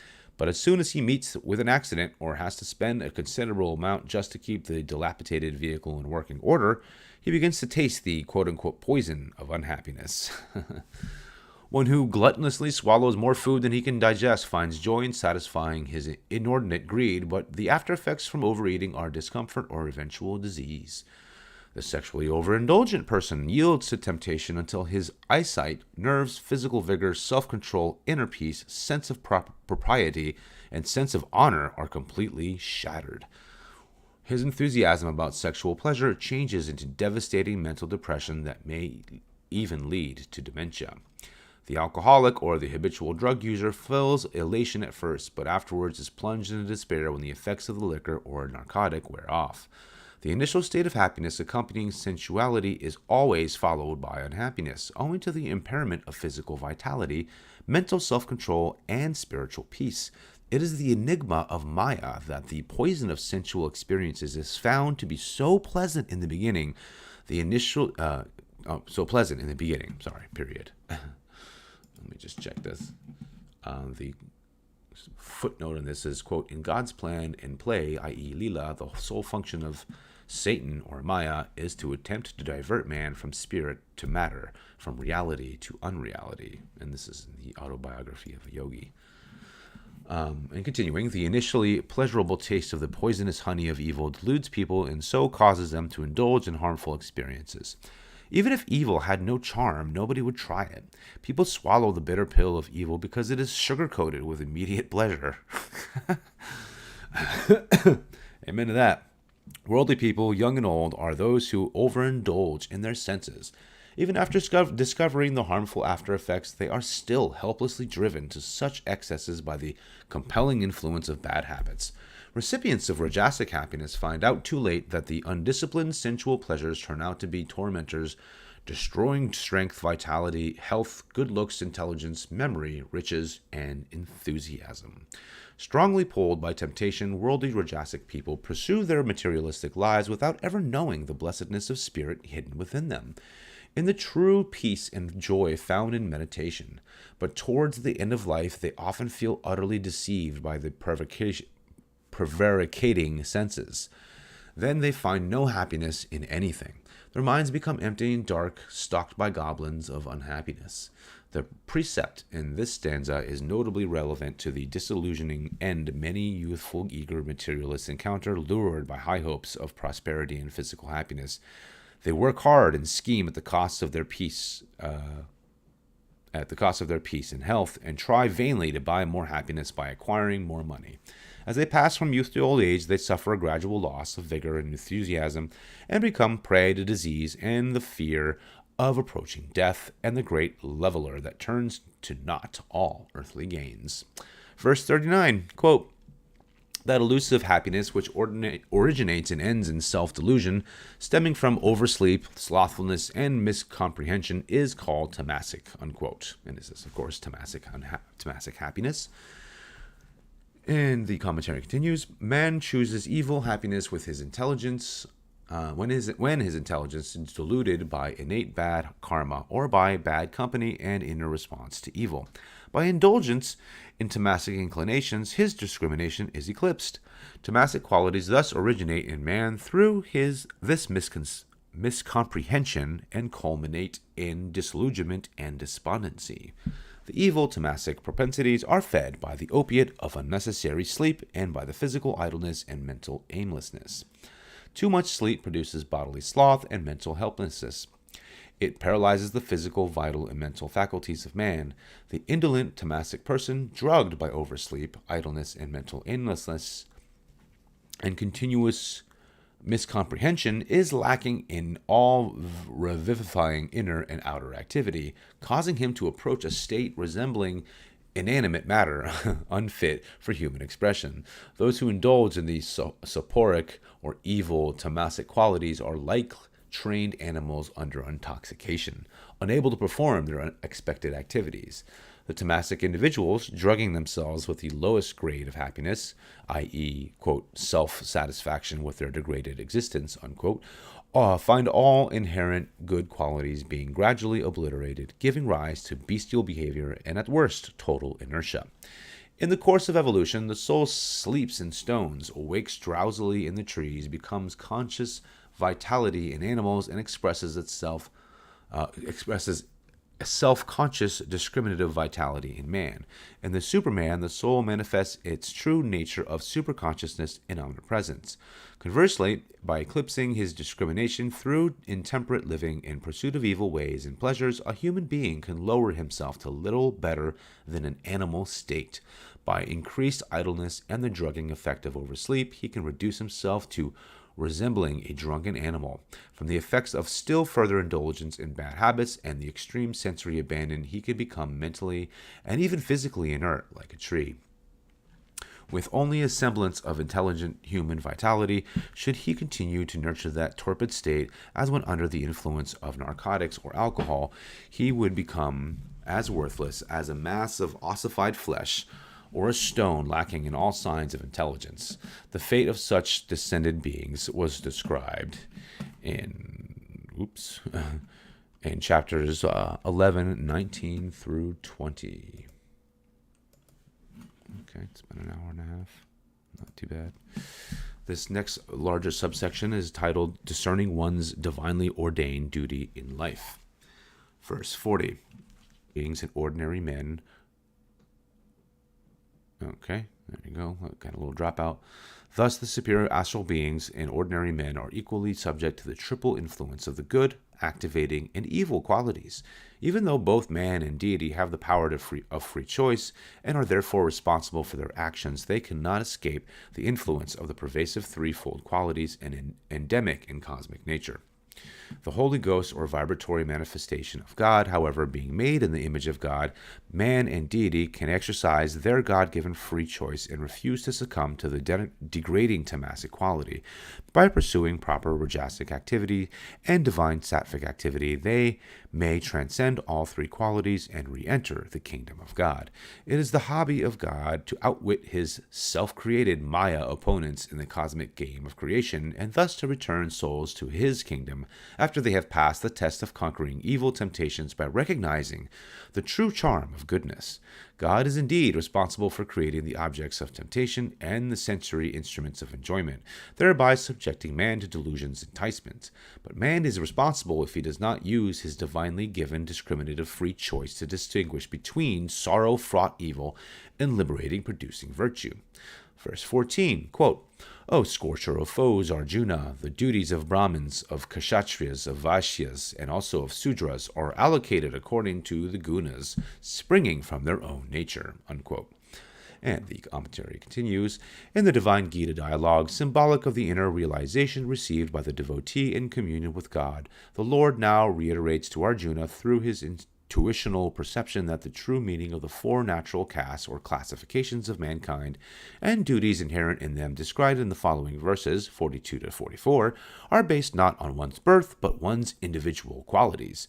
The true natural castes are the Brahmins, or God-knowers, the Kshatriyas, or sense-fighters, Vaishyas, or wisdom cultivators, and Sudras, or body-identified individuals. These four quote-unquote castes are represent in all nations as the spiritual intelligentsia, the soldiers, rulers, and leaders, the businessmen, and the laborers. The existence in the world of four natural classes of human beings is a result of the Satvic, Rajasic, and Tamasic qualities, and their mixtures, present in the Prakriti or cosmic nature. The differentiation of individuals into these four classes is also the result of their own free choice of good and evil actions in the past.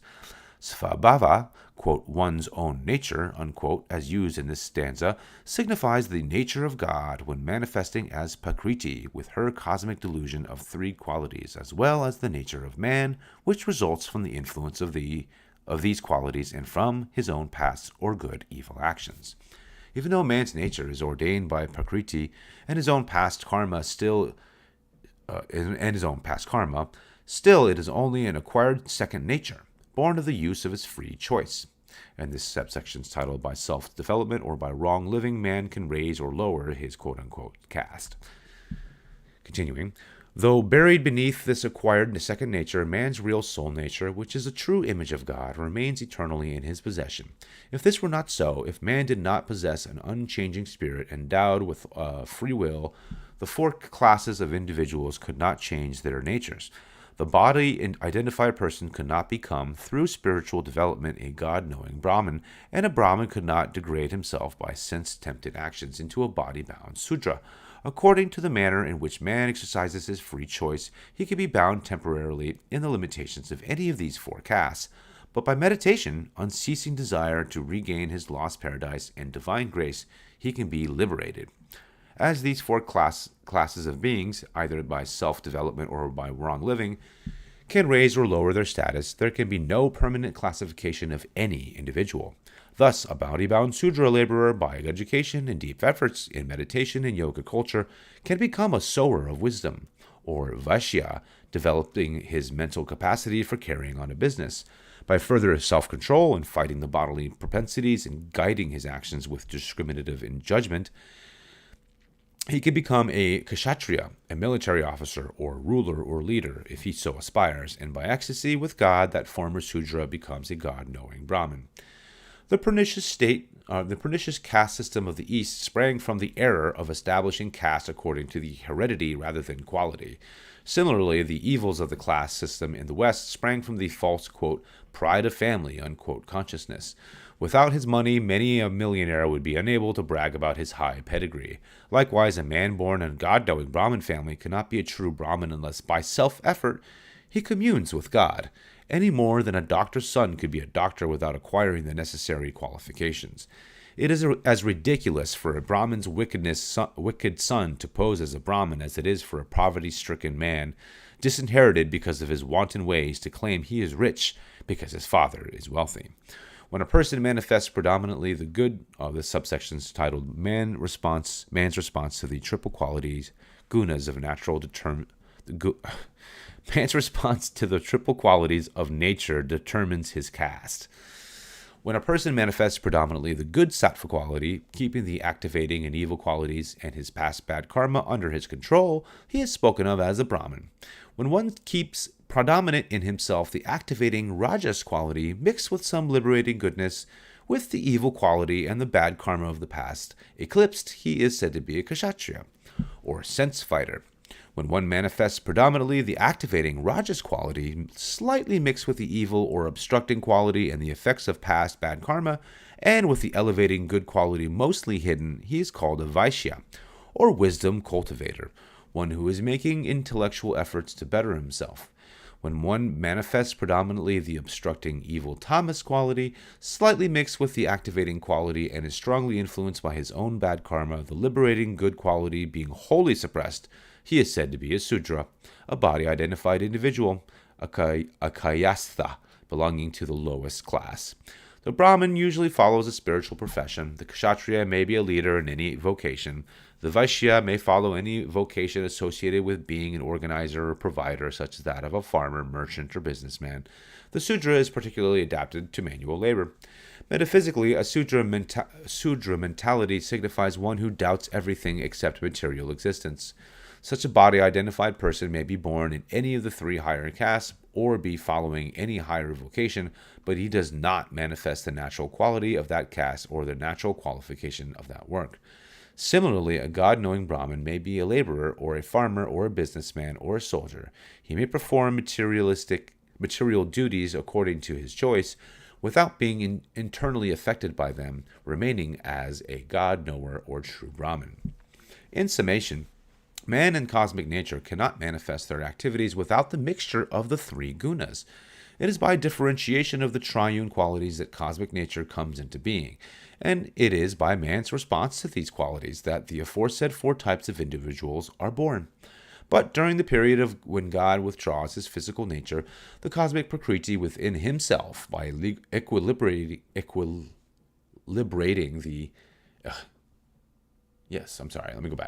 But during the period when God withdraws his physical nature, the cosmic prakriti within himself, by equilibrating the triune qualities, he becomes solely spirit, the absolute, God the Father, Son, and the Holy Ghost. Prakriti, quote unquote, dissolve in spirit and exist no more. As God can thus tranquilize nature's three qualities and absorb her and all her activities into himself, so man, made in God's image, can by ecstasy dissolve the influence of the three qualities and the effects of bad, good, activating, and evil actions, and become liberated. Let's see here. I think I might take just a quick 5-minute break before I continue with this.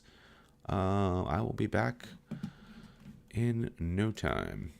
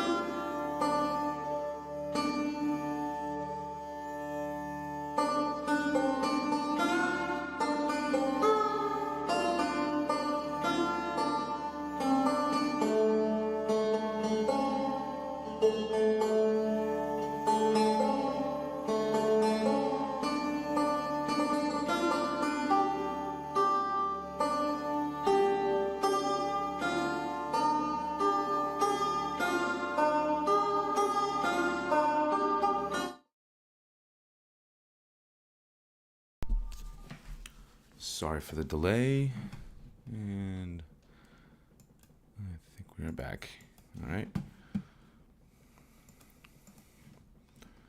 And let me take that off. Break screen. Here we go. Okay. Verse 42, quote, mind control, sense control, self-discipline, purity, forgiveness, honesty, wisdom, self-realization, and faith in a hereafter constitute the duties of Brahmins, springing from their own nature, unquote. Pardon me. A true Brahmin is he who is one with Brahman, God. Jesus declared this consciousness when he said, quote, I and my Father are one, unquote. Whether born in a high or low caste, whether Christian, Hindu, or follower of any other religion, he who knows God as did Jesus is a true Brahmin. This section is called The True Brahmin, a living receptacle of divine virtues. He who has realized oneness with God possesses all knowledge contained in him. Knowing the Lord as beginning and end of all beings and worlds, a true Brahmin has knowledge of the hereafter and of the workings of nature on this plane of existence. He can thus behold souls passing into the astral world after their earthly experience, and can duplicate this ascension of spirit consciously in the samadhi state of meditation. Such a God-knowing Brahmin can at will withdraw his life force from the senses and thus disconnect his mind from body consciousness and dissolve it in God consciousness. His daily life, a Brahmin manifests all the divine qualities such as purity, self-control, and forgiveness and uprightness. The Hindu scriptures say, a knower of Brahman is like Brahman. Thus, a true Brahmin is pure like God, without any taint of delusion in his consciousness. Even as God, by austerity, remains above the manifested cosmos, so by self-control and open parentheses, mastery of the self by spiritual discipline and resultant samadhi meditation, close parentheses, the Brahmin transcends the perception of the world and its limitation. As God is the acme of all virtue and resides as hidden perfection in all beings, he forgives at the time a man is liberated all the sins that man has committed for countless incarnations. Also a Brahmin who is a living receptacle of divine virtues sees God in all and continuously pardons those who act inimically towards him. Jesus advised man to forgive his enemies 70 times 7. Even though that course often seems impractical, every man should bear in mind that 490 times are very few when compared with God's unceasing forgiveness, daily, weekly, monthly, annually, not only of the sins of one lifetime, but of incarnations. Without God's forgiveness, no spiritual prodigal child could return to his true home in the ever-loving Father. In the highest sense, God has only one quality. Existence, consciousness, and joy are mingled as one in him. The liberating Brahmin manifests this one quality of God, ever existing, ever conscious, ever new joy, and is therefore free from the clutches of the triple qualities inherent in human characteristics and in cosmic nature. But he can descend to the physical state of existence and outwardly manifest principally the aforesaid divine Satvic qualities, or the activating Rajasic qualities, or even at times, for some specific purpose, sense-oriented Tamasic qualities without being in any way affected by them. A true Brahmin may act as a pure or kind individual without being limited to these characteristics. He can also be active like a businessman or a great leader to help God's plan in the world without being ensnared by desire for money or power. He might even display a gross Tamasic quality such as anger or overeating, yet remain karmically unaffected by it. Jesus used the whip of anger to drive the money changers from his father's temple. On another occasion, upon finding no fruit on a fig tree in full leaf, Christ ordered it to be barren, and it was so. Jesus did not do this vengefully to hurt the tree, but to show the almighty power of God over everything, and that those who are one with him through the Christ consciousness are able to utilize God's power even as he did. The anger Jesus displayed in the temple and before the fig tree did not affect him. Being God united, no action of his was outside the divine will, nor could he be touched by any consequences of his actions, nor caught in the meshes of the three qualities. Wishing to humble the pride of a wealthy student who was always boasting that he could perfectly satisfy any guest at his table, an Indian saint, Bhutananda, by his miraculous powers, once consumed enough food for 1,000 people. Saint Bhutananda had told the disciple, quote, "I will go to your home in response to your invitation, provided you can supply all the food I can eat," unquote. The student impudently prepared sufficient for a horde of guests. He felt very foolish when the saint ate it all and asked for more, a feat that the disciple could not in his wildest dreams have imagined one man could do. The ordinary person who is still bound by the three gunas should not imitate certain fairly inexplicable actions of the liberated who are above the good, activating and obstructing qualities, and can come down to this plane and operate them with ease and impunity. Prahlada was a great boy saint of India. His father, the wicked demon king Hiranyakashipu, was enraged by the youth's religious propensities. When he found he was unable to curb Prahlada by several admonitions, Hiranyakashipu took many steps to destroy his son.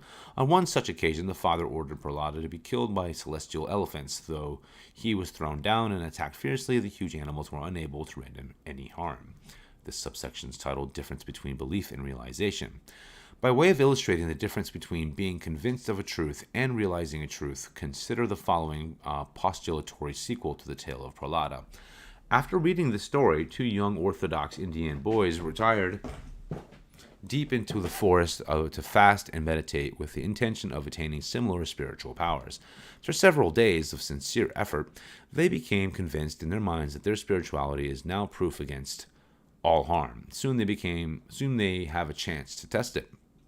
They come upon a herd of wild elephants. Seizing the opportunity to display their newly acquired omnipotence, they confidently approach a large bull elephant. Surely it would prove as harmless to them as its celestial ancestors had been to Prahlada. Instead, the poor beast, acting upon its own conviction, fears that his herd is endangered by the intruders, and so trampled the hapless boys.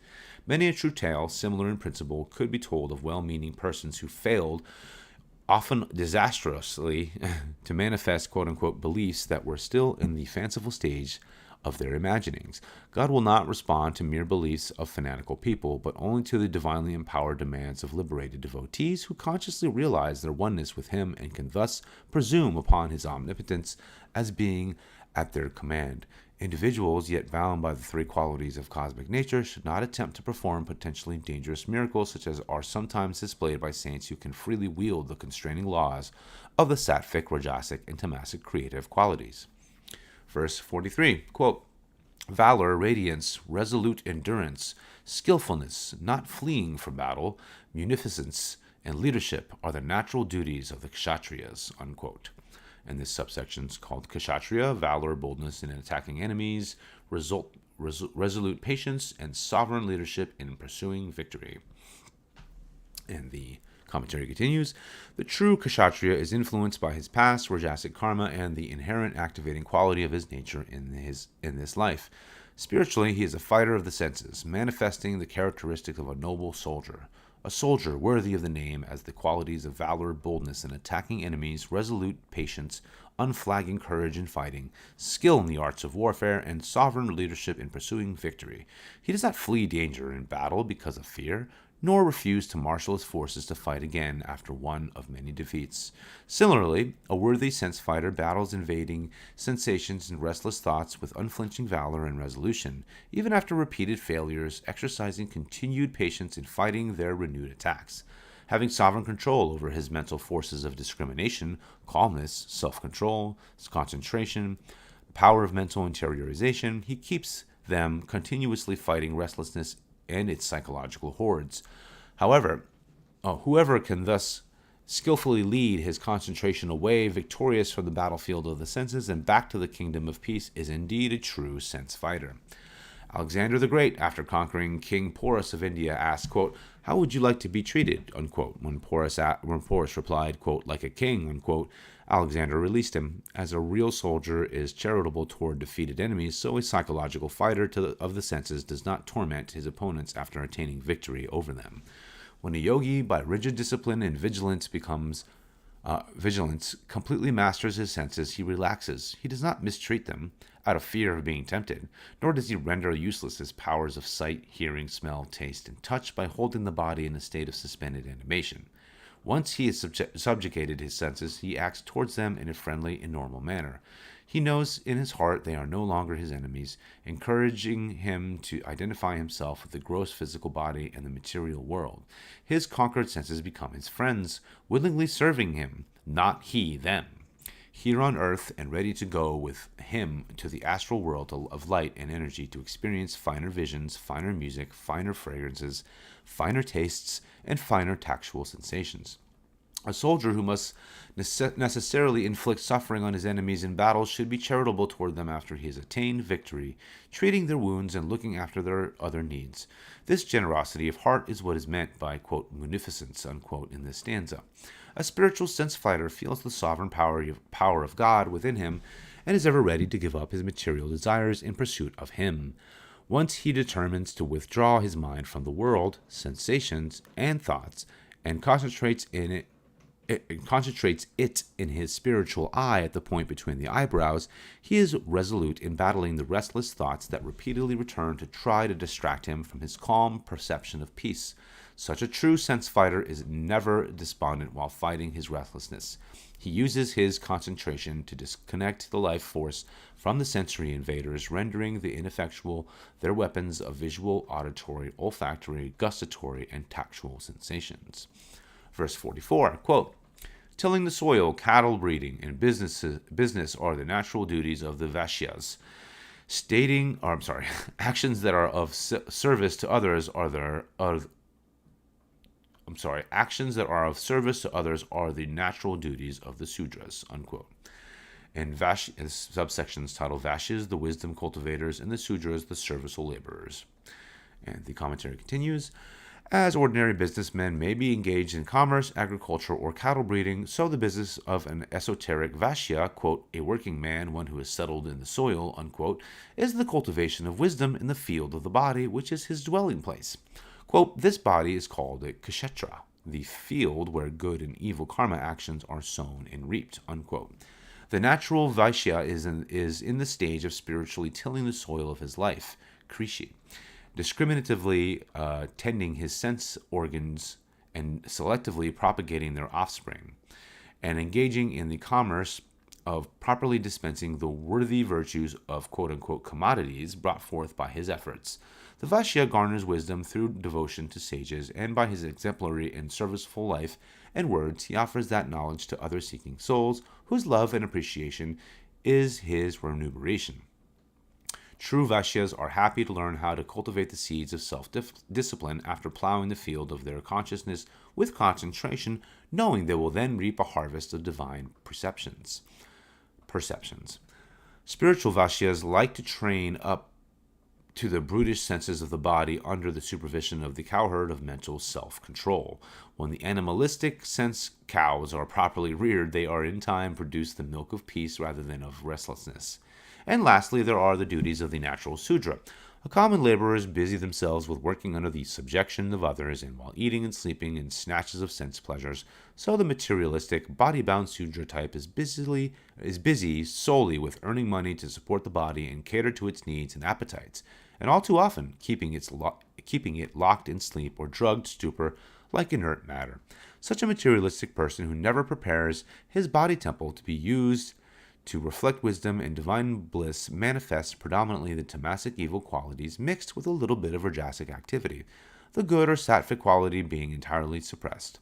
However, the Bhagavad Gita advises all materialistic laborers and any other body-bound individuals to spend their time in the company of wisdom cultivators, sense fighters, and God-knowing Brahmins. Thus will they gradually learn by service to those who possess superior qualities to cultivate wisdom instead of sense pleasures, and not only to fight the sensory marauders, but to meditate. The serviceful labor of such persons, even though classed as the most menial, is ennobled by their noble spirit. In the end, they too will reap the harvest of wisdom and liberation. Verse 45, quote, each one attentive to his own duty, man gains the highest success. How, devoted to his inborn duty, he attains success that here, unquote. This next section is subtitled by Introspection, man should discover the duties proper to his state. And the commentary continues, each person should first determine through introspection which of the four states of spiritual development he has manifested predominantly from early childhood. A spiritually undeveloped individual should not try to jump to the highest state of liberation by the fanciful efforts of an ignorant mind. If he finds himself to be a body-bound Sudra, he should seek the guidance of a proper guru and serve and keep company with those in the next higher state of spiritual realization, the Vaishyas or wisdom cultivators, in order to lift himself to their state.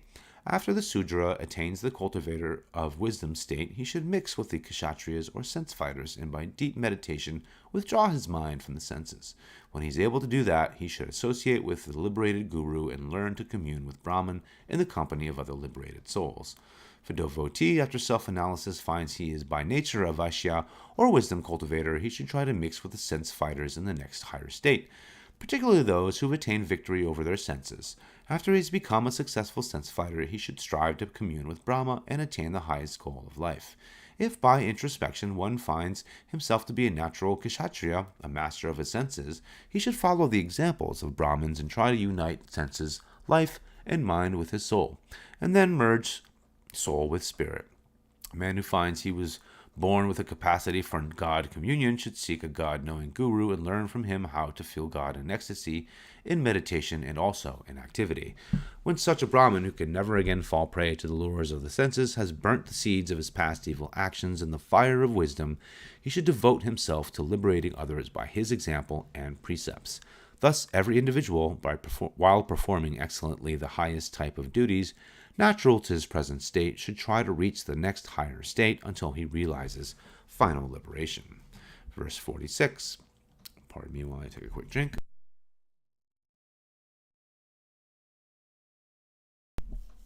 Quote, a man attains perfection by worshipping with his natural gifts, him from whom all beings are evolved and by whom all this world is permeated, unquote.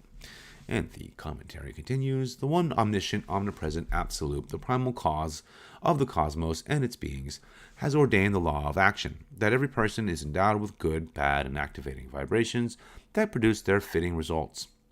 Man, made in the image of God, is free to behave like a god, manifesting his divine nature, or to behave like a mortal, acting under the influence and consequent bondage of nature's triple qualities. By the divine decree of the cosmic law of karma, cause and effect, every human being is born with propensities that are good, evil, or activating according to the nature of his response in a previous incarnation to the three cosmic qualities. Thus, every individual comes into this world with a specific self-created temperament and is predisposed to certain habits and moods, the inherited result of oft-repeated action in a former life. To reap the inevitable results of past karmic influences, a man is born into a family, environment, and circumstances that are compatible with his own karmic pattern. Just as a wicked person during earthly existence seeks low company, so after death, open parentheses, according to the law of cause and effect, the effect being related to the cause, close parentheses, he is reborn on earth into a sinful family. Similarly, a good person is reborn in a good family. When an active businessman dies and is born again, he is attracted into a business-oriented family. The habitually sick are reborn in families disposed to illness, whereas habitually robust are reborn to healthy parents. A poor man who has never tried in his present life to overcome his poverty finds himself, after death, drawn into a new body in a poverty-stricken family. Generous men are often reborn amidst wealth. Miserly rich persons find rebirth in poor homes owing to their penury consciousness. It is therefore one's karmic pattern that demonstrates one's high or low status at birth. This Gita verse points out that one should recognize his karmic endowments, sva karmana, and turn them into offerings of devotion in worship of God. This instruction affirms the way to liberation as consisting in working out the karmic effects of past actions by performing one's proper material duties according to one's inborn nature, and by communion with God according to the inherent nature of the soul. And this subsection is titled Performance of Duties Proper to One's Inborn Nature plus Meditation is the Way to Liberation. Continuing, the innately Sudra-type person who finds himself in a materialistic family should not resent the duties thus enjoined upon him. He should perform them conscientiously in the thought of God. He should also learn the science and art of meditation. Succeeding in the attainment of God perception, he spiritualizes his nature and therefore is no longer bound by his material status and duties, or by past karma, or even by the cosmic law of karma. The same principle applies to wisdom cultivator, a Vaishia type of individual, and to a sense fighter, a Kashatria type person. One who thus spiritualized his nature is, quote, twice born, unquote, a true natural Brahman established in the infinite. He can then choose his own environment, associates, and duties. Many commentators interpret this stanza and other verses pertinent to man's, quote, inborn duties, unquote, to mean that a person should not depart from the traditional vocation of his father and his forefathers. But the true meaning is that all people should perform those duties which are proper to their innate nature and not necessarily according to the family, caste, or vocation. The natural Sudra or body-identified type, for example, should not attempt the natural Brahman's vocation of guiding or liberating others spiritually. Quote, the blind leading the blind, unquote. He should rather engage himself in performing those serviceful material Sudra duties that accord with his nature, while regularly meditating upon God and striving to perfect himself spiritually. No one can find a shortcut to God that bypasses the performance of his proper duties. If a materialistic person in hopes of liberation gives up all dutiful actions and retires to a mountaintop for solitary meditation, not only taking into account the limitations of his inborn nature, he is less likely to find God than disillusionment. In trying to ignore the duties proper to his second nature, he will find his inborn temperament pursuing him, compelling him to think in its patterns. Even though he flees from civilization, his mind will dwell in the environment of his innate liking. But by right and dutiful action, man can gradually release himself from slavery to his second nature, acquired through past karma and his self-willed response to the triple qualities. Being essentially a free soul, man can find salvation, no matter what bad karma he may possess, and no matter in what family, quote-unquote, caste, he may be born. By deep resolution of spirit, by performing both material and divine duties, and by constant communion with God, any man can attain liberation. George Eastman, founder of the Eastman Kodak Company, who studied yoga with me, remarked in one of our conversations that a progressive man should have two main interests: a job which he maintains himself and his family, and a creative avocation that will have a stimulative and enjoyable effect on him. I agreed, but in addition elevated the principle to accord with the teachings of the Bhagavad Gita, which advises each individual to perform at least minimal duties to satisfy his own needs and responsibilities, and to devote much of his time to divine activities and God communion to satisfy the desire and need of his soul. The progressive man is always constructively and spiritually engaged. Idlers, forsaking their natural duties, will never find satisfaction or divine release. This next section is subtitled Countermanding Inborn Karmic Limitations by Free Will, Performance of Dutiful Actions.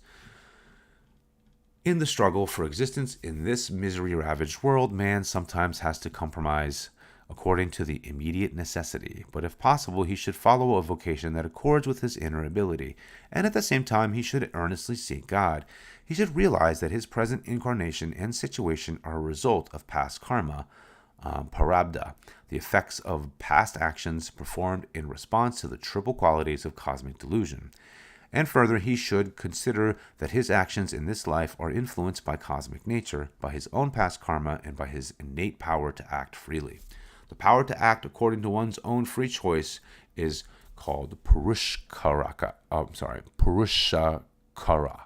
The working out of massive past karma so overburdens most people that they have little chance to express this power of free choice. Each individual should thus learn gradually to countermand the influences of prarabdha, effects of past actions, by consciously striving to exercise Purushakara, the soul's power to act freely. The law is, quote, the greater the influence on man of prarabdha, the less is his power to act freely, or the more the power of Purushakara, the less the power of prarabdha. Unquote. The effects of past actions, i.e. prarabdha, can be destroyed by the performing free will initiated dutiful actions without attachment or repulsion to please God and not the body-bound ego. Without the assistance of proper action, an individual cannot disregard the influence of past karma and by his free choice alone win freedom. For example, a man born with body consciousness due to past karma cannot suddenly stop maintaining the body, or prevent it from performing its functions, merely because he chooses to have uninterrupted God communion. Even though he wants only to remain in the state of God realization in samadhi, his body compels him to exhale and inhale, and thus forces his mind to remain on the restless plane of the senses. The devotee must therefore exercise his free choice to learn and practice persistently the yoga technique of transcending body consciousness so that he can gradually succeed in disconnecting his mind from the senses, body, and breath. Then he can attain the coveted samadhi state of continuous God communion. Each day after meditation, he should return to the performance of his normal physical, mental, social, and spiritual duties. Thus, by methodical steps and in a balanced way, each man of whatever nature can achieve his own salvation. Verses 47 and 48. Quote, verse 47. Better than the well-accomplished dharma of another is one's own dharma. Even though lacking merit, he who performs the duty decreed by his inborn nature contracts no sin. So dharma is duty in this case. And merit is somewhat imperfect. Lacking merit, somewhat imperfect. So, verse 48, O offspring of Kunti, Arjuna, one should not abandon one's inborn duty, even though it has some imperfection, for all undertakings are marred by the blemishes as flame by smoke, unquote. And the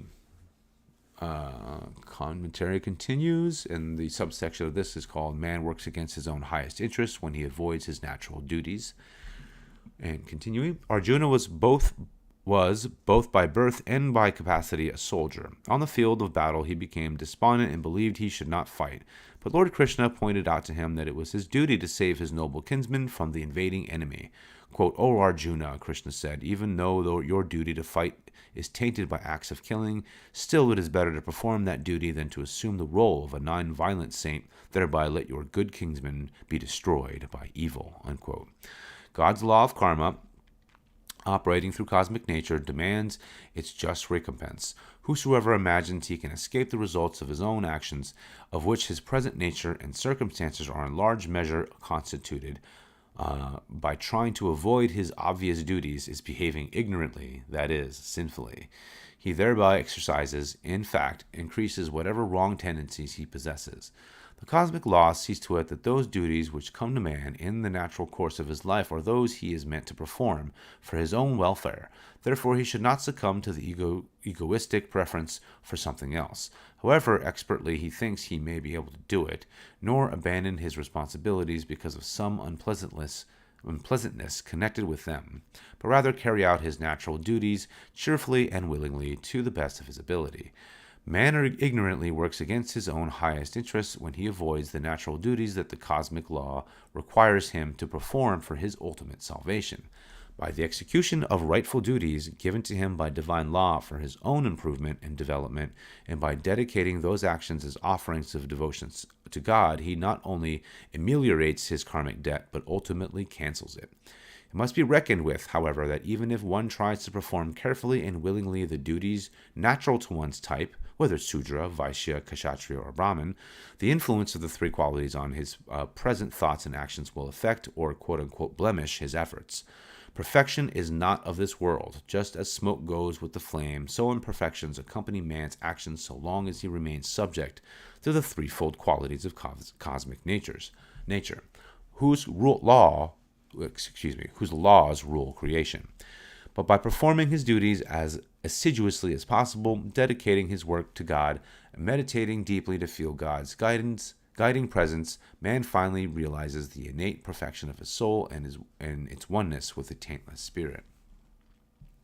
There is also a deeper meaning in the spiritual interpretation of these stanzas relevant to the allegorical significance of the Gita explained in Chapter 1.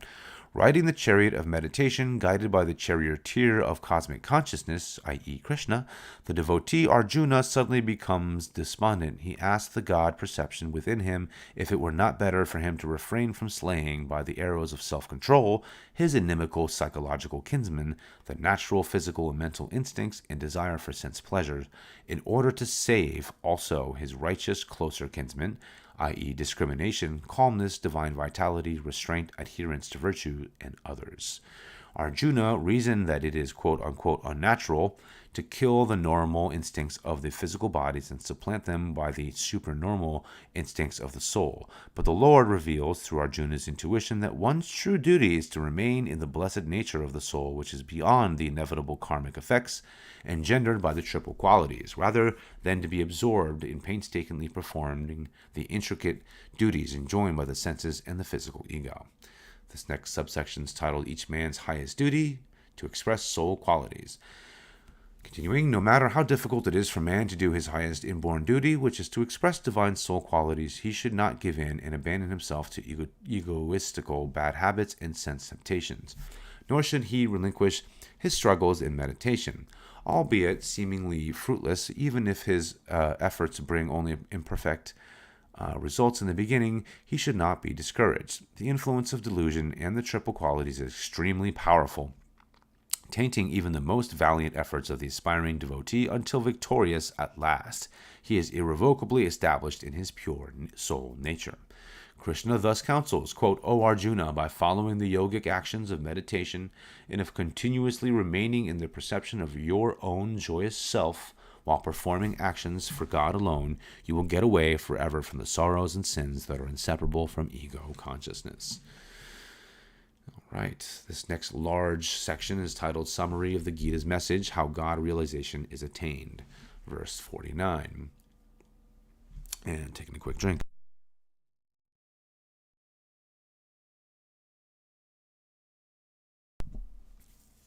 Quote, that individual gains uttermost perfection, the actionless state of realization through renunciation, who keeps his intellect ever detached from worldly ties and passions, who is victorious in regaining his soul, and who is without desires, unquote.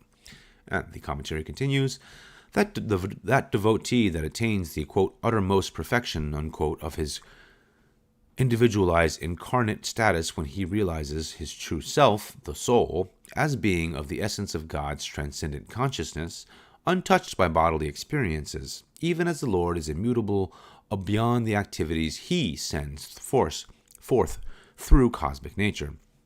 The way to liberation lies through this realization of the self, by God communion, and by remaining in this God-aware state of the soul while performing dutiful actions. Any individual can reach the supreme actionless state by the renunciation of all fruits of actions, performing all dutiful acts without harboring in his heart any likes and dislikes, possessing no material desires, and feeling God, not the ego, as the doer of all actions.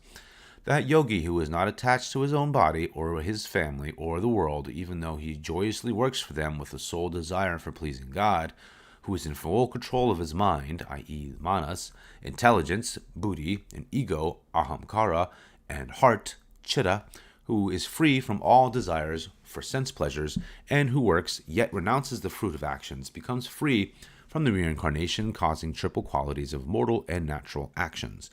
The consciousness of such a yogi rests in the immutability of the eternal spirits.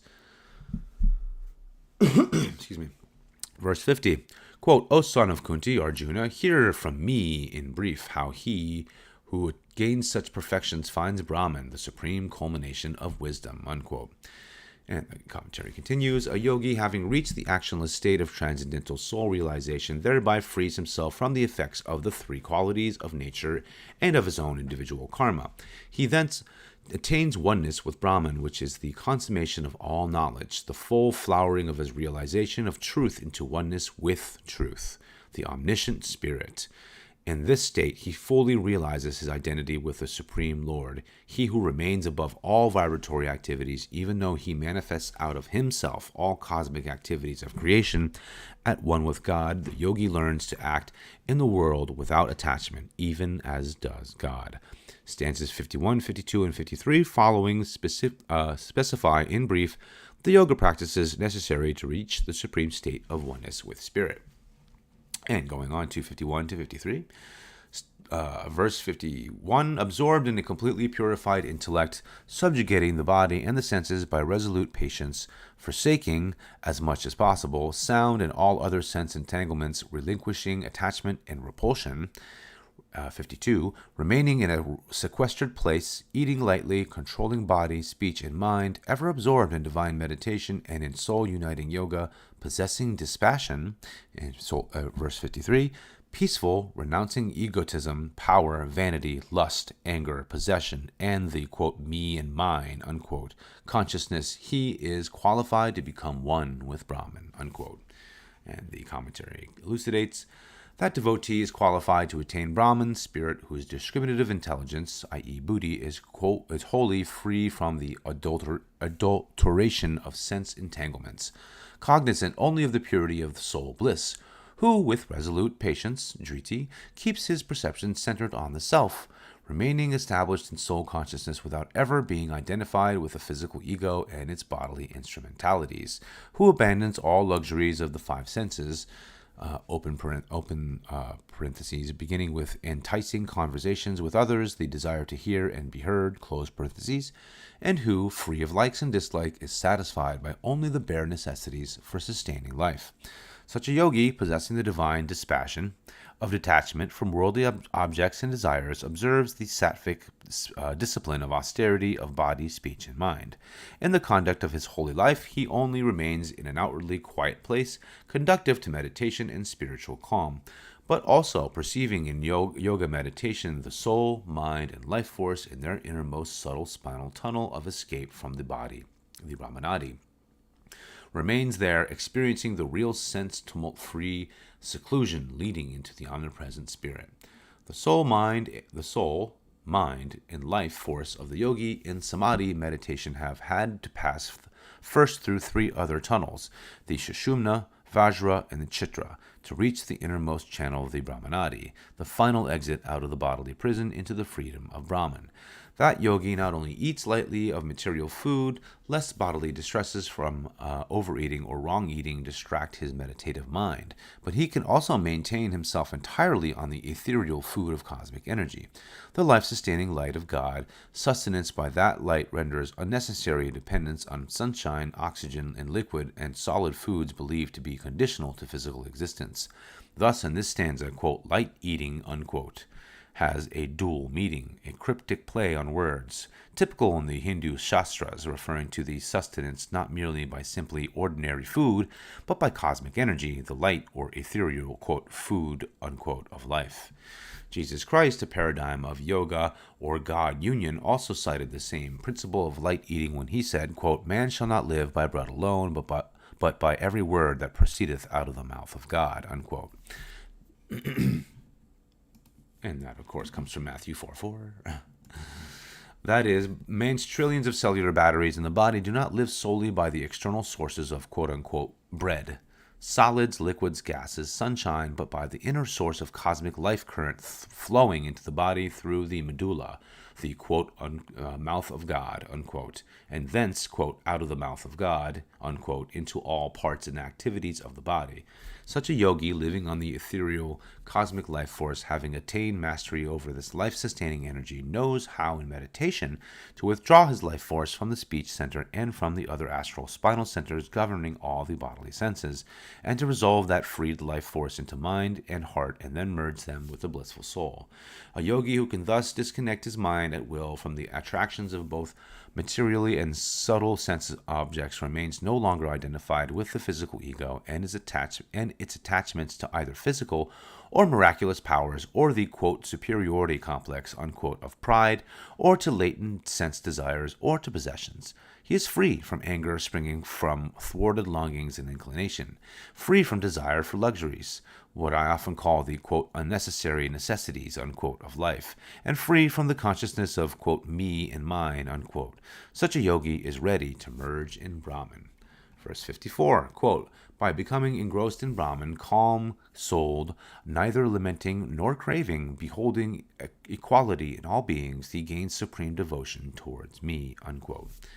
And the commentary continues, when the yogi is unswervingly established in Brahman, though not yet completely liberated, his heart, undisturbed by delusion, is saturated with perpetual bliss.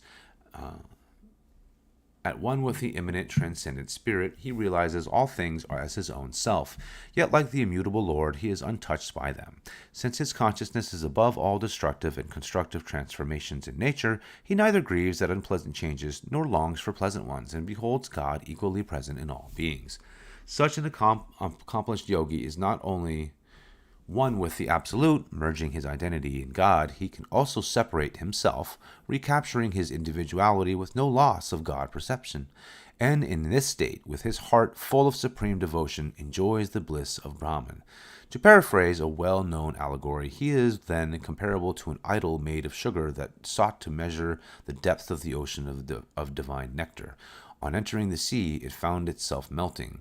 The idol retreated hurriedly to the shore, thinking, quote, why lose my identity in order to determine the depths of divine sweetness? I already know that the ocean is indeed very deep, and its nectar exceedingly sweet, unquote. Thus the sugar idol chose to perceive the ocean of sweetness through the isolated consciousness of individuality. Similarly, a devotee may love to be one with the infinite, yet love even more the enjoyment of God experienced by retaining his individual existence. The latter is the state of supreme devotion. Verse 55, quote, and by that supreme devotion he realizes me and my nature, what and who I am. After knowing these truths, he quickly makes his entry into me, unquote.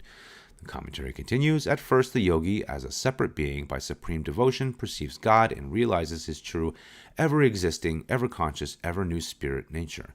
After this experience of God through the perception of his distinctive individual consciousness, the yogi then becomes one with him. Verse 56, quote, over and above performing faithfully all one's duties, taking shelter in me, it is by my pleasure a devotee obtains the eternal, unchangeable state, unquote. The commentary elucidates, the devotee beholds God as the shelter of all creatures and himself as unsheltered by any other power. Without attachment to the fruits of his efforts, he continuously engages in God-united yoga activities and all other divinely obligatory duties, just to please God. After meeting all the requirements of the laws of liberation, the yogi ultimately finds, by the freely given grace of God, quote, by my pleasure, unquote, the eternal state of liberation. The quality of a yogi's meditation and other actions, the Guru's help, and God's grace, these are the three requisites of liberation. No matter how much a devotee strives for salvation, he is required to make the effort wholeheartedly for God. That effort constitutes only 25% of the requirements for liberation. Another 25% depends on his Guru's blessing, spiritually stimulating the disciple's striving. But the Guru's help and the devotee's effort notwithstanding is necessary to have also God's grace, which may be said to constitute the remaining 50% of the requirements. God, the creator of the cosmic law of karma that binds human life, is the sole judge as to whether a devotee has fulfilled all the laws of spiritual conduct required for liberation. However, a devotee who, with the help of his guru, fulfills all the laws and then insolently expects immediate liberation will not find it. God is not a mathematically produced jackpot, but if the devotee fulfills the divine laws and also has complete love for God, quote, taking shelter in me, unquote, that all-surrendering love draws his grace. Man is made in the image of God's love, and by manifesting unconditional love, he can again become like the Father, merging in him and dropping his acquired second nature as a mortal being. Verse 57, quote, mentally dedicating all actions to me, considering me as the supreme goal, employing buddhi yoga, i.e. union through discriminative wisdom, continuously absorbed thy heart in me, unquote. And the commentary elucidates, Lord Krishna thus extols his disciple Arjuna, quote, devotee, disconnecting your intelligence from the physical ego and its consciousness of being the doer of sense-originated actions, unite your pure discrimination with God, feeling Him as the doer of all your actions. By uniting your intelligence with the Supreme Being, keep your heart saturated with Him, unquote. When in the performance of actions, the devotee's heart, i.e. chitta or feeling, is identified with the body-bound ego, giving rise to various desires according to the likes and dislikes of the ego, it becomes bound in material objects, sense experiences, and material activities. But when, in the performances of actions, the devotee's heart is identified with God, it ceases to be entangled with any activities or likes and dislikes, owing to the disappearance of the ego.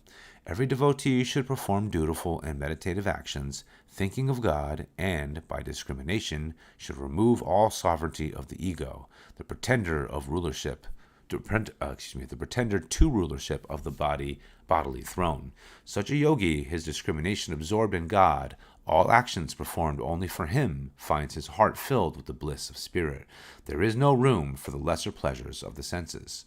On the inner spiritual plane of meditative activity, the determined yogi, with his concentration and devotion fully absorbed in God, unites his consciousness with the soul's ascending liberating power of discriminative wisdom, i.e. buddhi, in the subtle cerebral spinal centers of divine perceptions. The ego, with his downflowing matter-prone forces of the sense mind, i.e. manas, is thus transcended. Achieving this buddhi yoga in meditation, the yogi restores the soul's reign over the whole bodily kingdom. Verse 58, quote, with hearts absorbed in me, in my grace, thou shalt overcome all impediments, but if through egotism thou wilt not heed me, thou shalt meet destruction, unquote.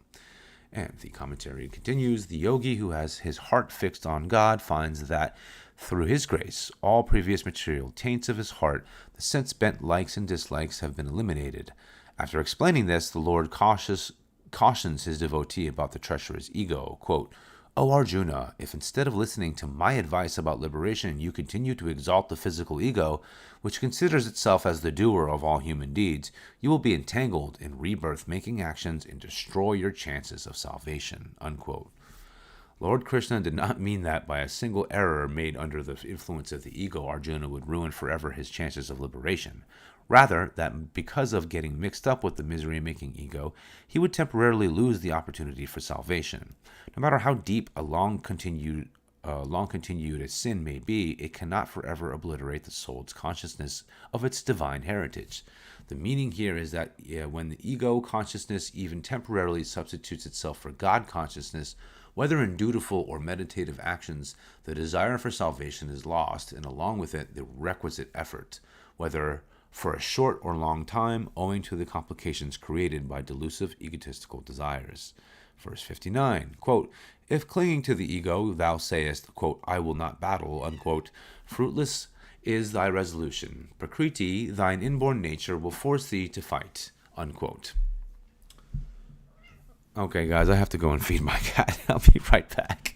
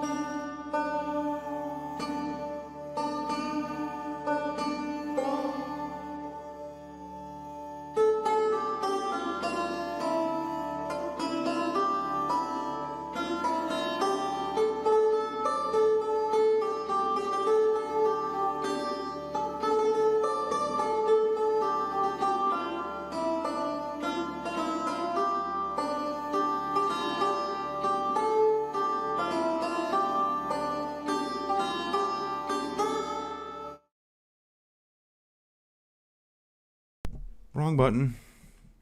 There we go.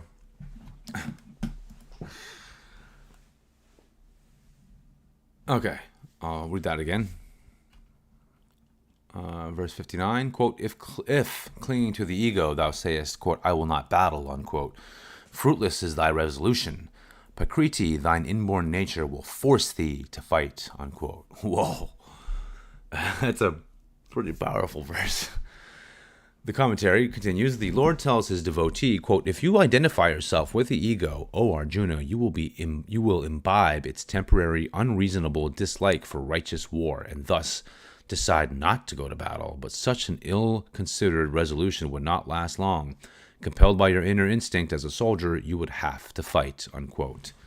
While the foregoing explanation would apply to the outer personal life of Arjuna, the deeper meaning refers to a devotee's inner spiritual struggle. The Lord thus reveals his wisdom.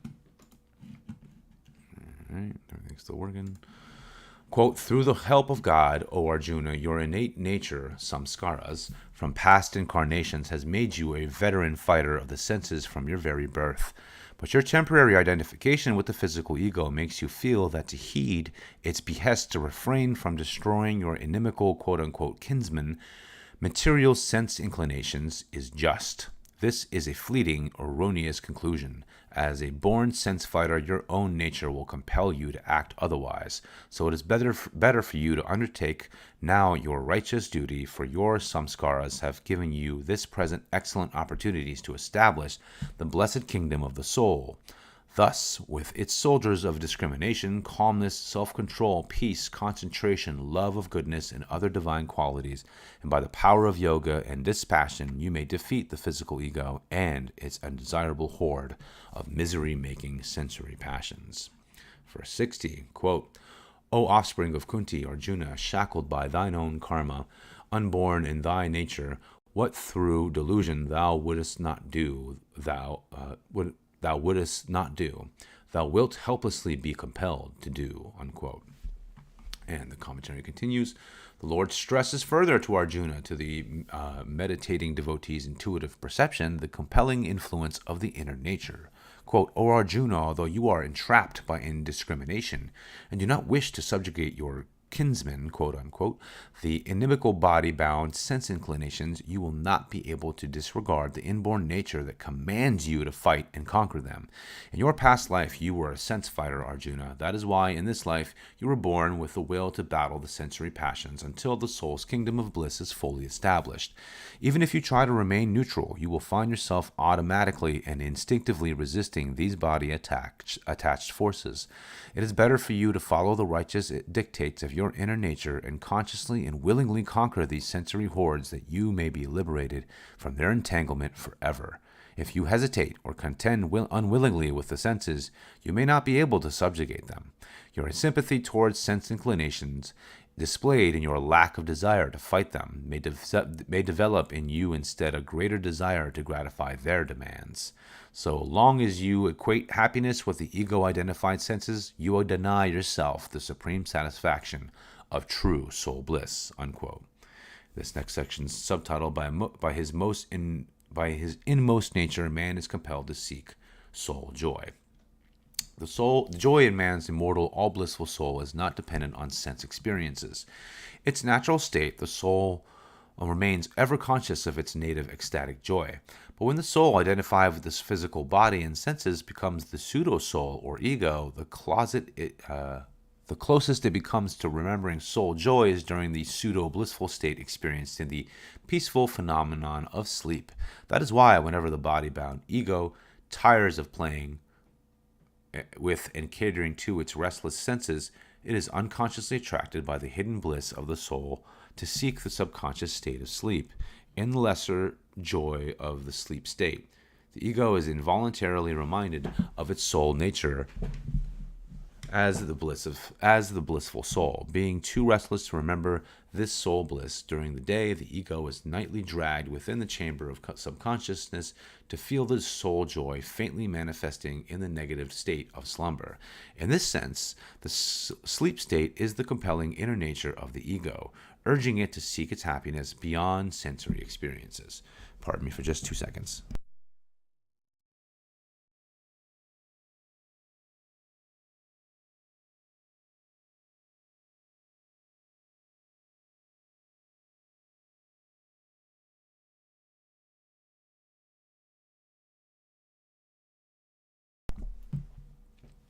Continuing, soul bliss is unimaginably more joyous than even the most welcome sleep after a long period of forceful wakefulness. Through yoga practice, the ego can cross the state of subconscious slumber and enter the dreamless superconsciousness of its original blissful soul nature. However, the ego ordinarily fails to regain the superconscious state because of the strong attraction of the frolicsome senses. Nevertheless, in the subconscious state of deep sleep, the ego does not receive at least a glimpse of its hidden native joy. An analysis of sleep as a state of giving joy without the media of the senses provides a valuable lesson for the ego. Demonstration that superior bliss can be found if the ego can consciously enjoy the state of sleep and go beyond it to conscious ecstasy. Through continuous practice of yoga, the subconscious sleep state of the ego can be gradually supplanted by the superconscious ecstasy of the soul. It is fortunate indeed when the compelling force of one's acquired inner nature urges him towards his true soul nature, as in this particular instances wherein Arjuna's past good karma is spurring him to greater soul victories. But in the less advanced devotees, some inherent inclinations may present themselves as strong deterrents to spiritual progress. A good illustration of this is cited in the following story related by Swami Pranabandha, quote, the saint with two bodies, unquote, in his commentary on the Gita. Quote, a spiritual novitiate experiencing a glimpse of superconscious joy in deep meditation, decided to banish sleep completely and practice yoga all night. He meditated enthusiastically for a few hours, then a little lull occurred in his concentration, and his, quote, second nature, unquote, sleep, with its habit of settling for subconscious joy, began to assert itself. Quote, I have been meditating for 3 hours, he thought, and I have earned the right to doze for a moment. I will lie down for just 1 minute, and then I shall sit up and pass 6 hours more in meditation until sunrise, unquote. Thinking his will to be strong, the man lay down to take his minute's rest, but his second nature compelled him to sleep on. When he awakened, it was already dawn. Then he realized the ineffectiveness of trying to ignore so drastically the demands of sleep. The compulsion of his second nature, like a true yogi, then he realized the ineffectiveness of trying to ignore so drastically the demands of sleep, the compulsions of his second nature. Like a true yogi, he learned gradually to replace the state of sleep with a joyous conscious perception of the soul, unquote. Lahiri Mayasaya, the guru of Swami Pranabandha and of my guru, Swami Sri Yukswar, followed the proper rules of yogic meditation of self-discipline applied with common sense, and during the latter part of his life he was able thereby to dispense completely with sleep, remaining ensconced in the wakefulness of divine communion. And this next section is subtitled, The Art of Taming One's Natural Tendencies Lies in Gradual Psychophysical Steps. The inexperienced aspirant who tries to forego sleep in order to meditate all night, disregarding his innate second nature that is habituated to sleep, will sooner or later helplessly and unwillingly be compelled to sleep. If he insists on pursuing such sleepless endeavor, he will find himself, quote, falling between two stools, unquote, neither meditating nor sleeping. By improper meditation, marred by half-sleepiness, the yogi merely seesaws between vague inklings of superconsciousness and lapses into subconsciousness, receiving benefits of neither.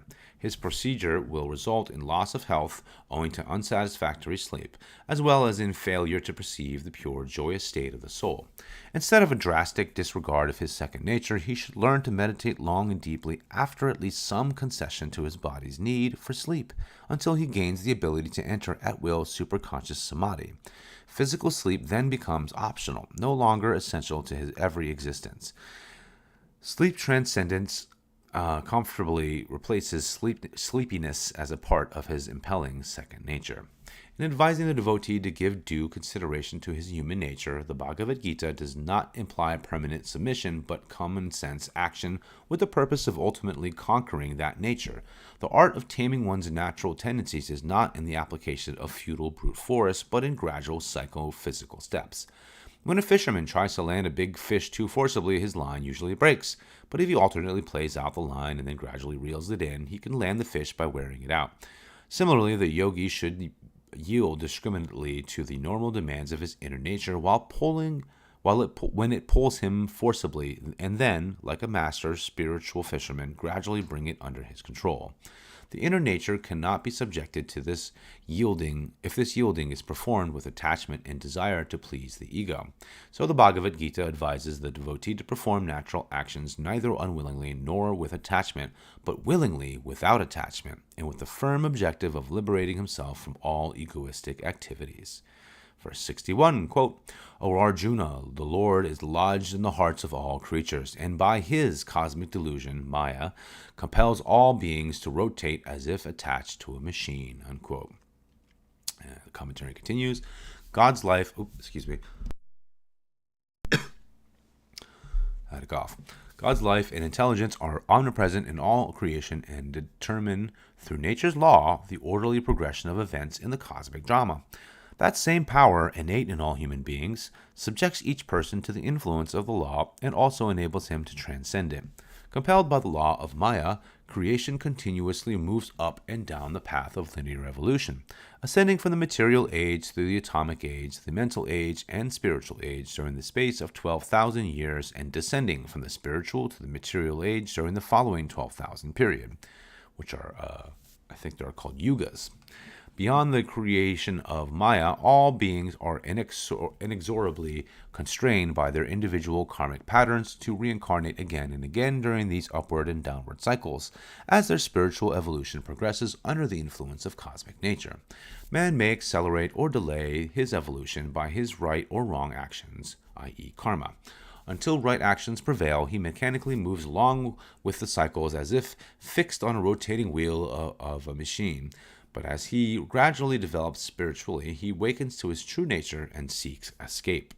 Only those who discover God within themselves and who demand freedom for having been created against their will does God liberate, after they have worked out the karma caused by misuse of their divine free choice.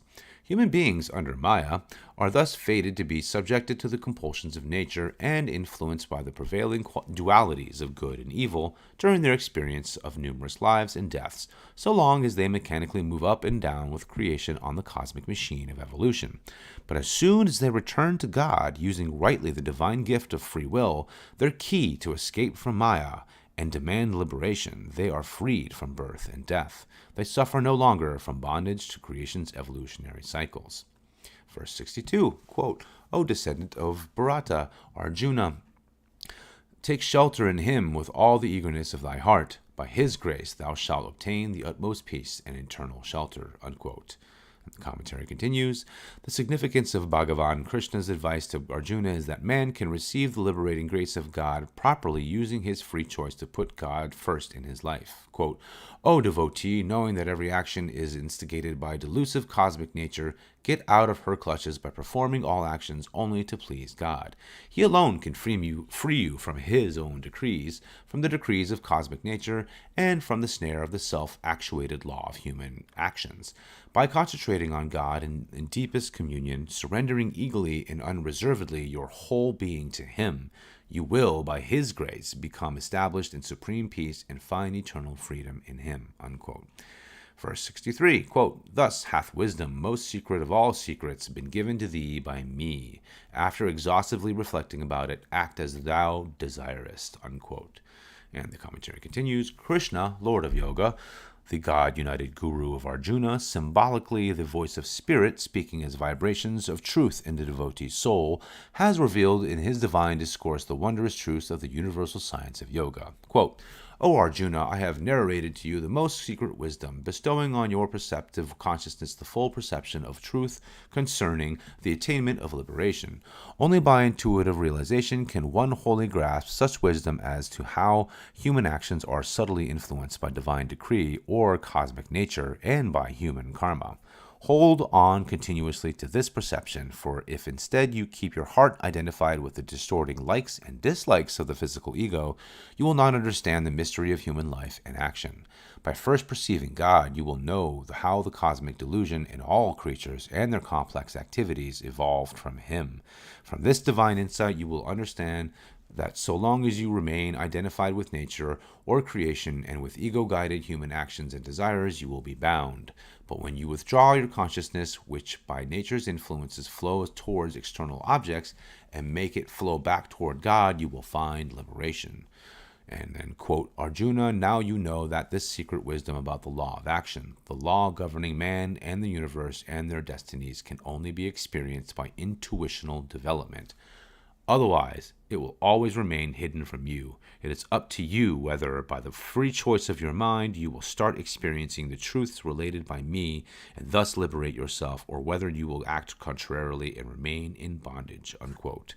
God and his wisdom, no matter how well expressed in the scriptures by experienced masters, are ever hidden from the sense-identified intellect of material beings. Materialists cannot receive in their small cups of understanding the vast ocean of truth. Indeed. This next subsession is titled How to Realize the Truths in the Scriptures. An ordinary person reading or hearing scriptural truths interprets his visual or auditory sensations and impressions of them according to the limitations of his senses and understanding. A man of spiritual acuity studies the scriptures and then tries to perceive their meanings with his developed intuition. It is better still when a man with the potential of realization first reads or hears truth as interpreted through the fully awakened realization of a great master or guru, and then meditates on that revelation until he, likewise, perceives that wisdom as his own. Diverse commentaries on great scriptures such as the Bhagavad Gita and the Bible should not be collected and read indiscriminately, nor should scripture be ingested voraciously by one possessing an undeveloped state of mind. After deep meditation, only a small portion of a scripture should be read at a time, then internally dwelt on to feel the truth therein through the soul's intuition. No one should try to interpret spiritual truths equipped only with reason, emotion, and imagination. Amen to that. To perceive the truth behind the language of Scripture as intended by the prophets, the requisite faculty is intuitive calmness gained from deep meditation. Thus, in this stanza, the truth revealed by God to Arjuna are declared as, quote, most secret, unquote. Truth fully unveils its mysteries only in the advanced devotee's own self-realization, when the perception is not through the intellect, but through the direct experience of the soul. Yep, 1000% correct. Continuing, the Lord therefore exhorts the devotee to meditate on truth and to take up dutifully those actions that bring intuitive enlightenment and that are in accord with the divine wisdom secreted in the God-united soul. Quote, so, Arjuna, perform with the consciousness of your soul oneness with God all dutiful actions instigated by past karma and cosmic nature, and you will disentangle yourself from creation's delusions. Remember that you are an independent agent, free to act according to this most profound advice for liberation, or to remain bound by submission to the influence of the ego and the sense consciousness of the body. O Arjuna, misuse not your power of free choice. Determine to increase the power of intuition, by which alone you can perceive this deep wisdom. Use your free will to meditate again and again upon the soul, that you may realize, through your awakened intuition, all the secret truths I have revealed to you, unquote. Wow. Verse 64, quote, again, listen to my supreme word, the most secret of all, because thou art dearly loved by me. I will relate what is beneficial to thee, unquote. Commentary continues, having endowed each soul with free will, God will never force anyone to choose him over lesser desires. But his love is eternal, pursuing his errant children always, from incarnation to incarnation, age after age. Like the mother cow who runs after her straying calf, he follows his offspring with watchful solicitude, ever calling and coaxing them to return to him. God's love towards his children is unconditional because he feels responsible for having sent them out from him into the delusion and misery of this world. If they see through false worldly lures and look to him, above all, if they love him, the giver, in preference to his material gifts, they return to him by the power of their virtue. Even in the darkest hours of human decline, when transgressors have become extremely entangled in delusion by repeated performance of wrong actions, God comes through liberated masters or other great incarnations to enlighten and redeem those who repent. Such is the love of God for all of his children, even the sinful and those who love him not. Never does he punish even the Never does he punish even the continuously erring ones with eternal damnation. Somehow, in some way, the unseen God, the maker, and therefore the wielder of the law of cause and effect, helps all men to come back to him. On the field of eternity, the Lord thought to play the game of hide and seek with his children for a little while. He hid himself behind veils of cosmic delusion. Unseeing man stumbles through the darkness of Maya, seeking that elusive unknown something, falling into ditches of ignorance and pits of misery. Yet the game goes on because man loves the excitement and the chance rewards grasped amid the hazards.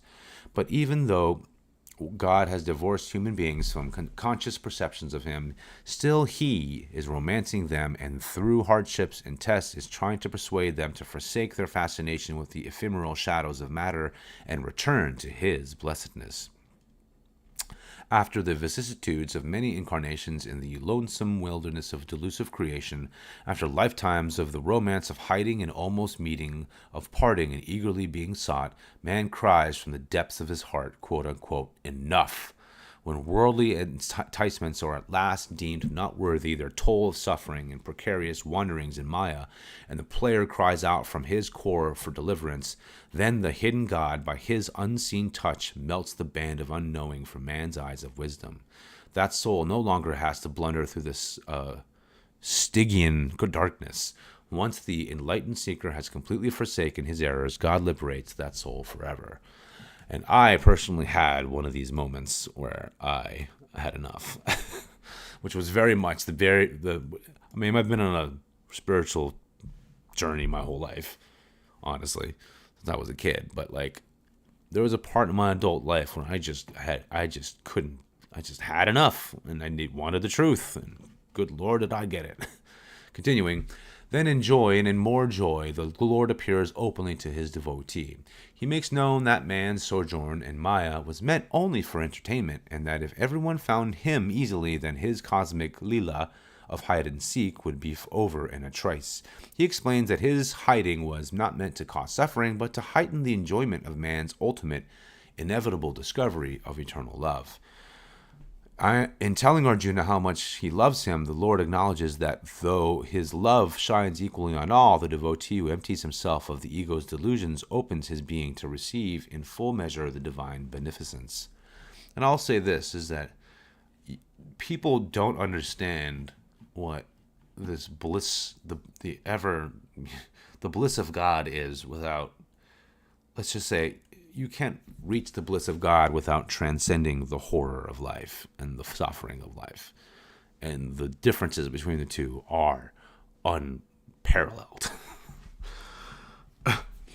But in order to appreciate the bliss, you have to walk through the fire. You know what I'm saying? So, continuing, verse 65, quote, absorb thy mind in me, become my devotee, resign all things to me, bow down to me, thou art dear to me, so in truth do I promise thee, thou shalt attain me, unquote.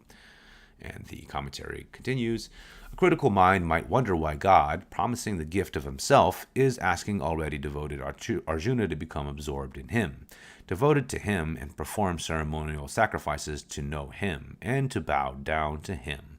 Further, since this counsel was prefaced in the preceding verse with, quote, again listen to my supreme word, the most secret of all, unquote, the obvious question is, what is so profoundly secret?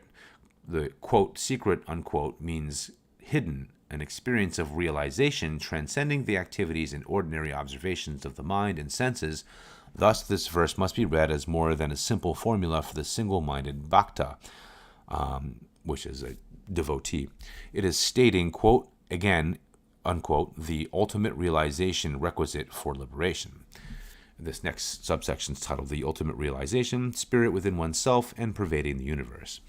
The deeper metaphysical meaning of this stanza is entwined with the spiritual interpretation of stanza 62, wherein Lord Krishna asks Arjuna to remember God saying, quote, take shelter in him, unquote.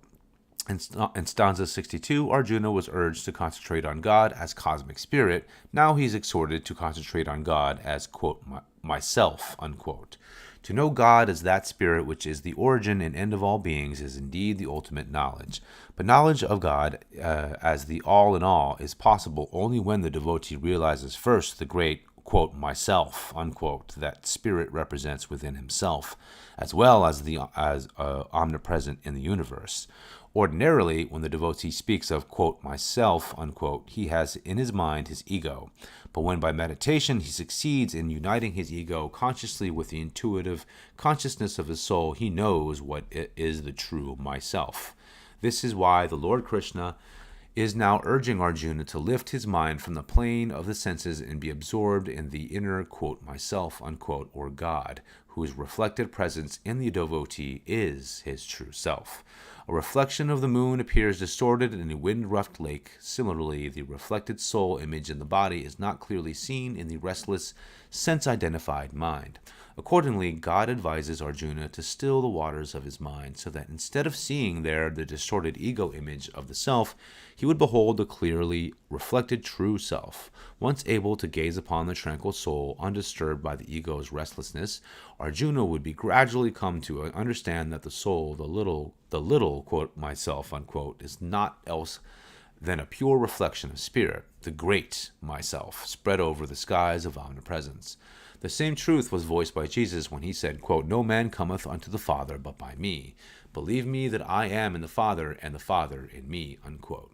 He was referring, as was Krishna in the Gita, to the immanence of God, his oneness with the divine presence within him as the fully awakened soul, and with the omnipresent Christ consciousness, the Kudasta Chaitanya, and the soul of the universe.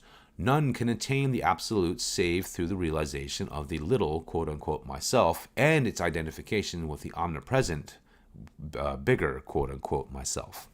Unconditionally and essentially, man needs God. God does not need man. God is free, perfect, almighty, and omnipresent. He consciously knows he is the creator and owner of all universes. So when God asks his devotee to worship him and bow down to him, it is not as an egotistical master demanding a servant to be absorbed in and devoted to him, sacrificing all his personal pleasures and continuously making obeisance to him.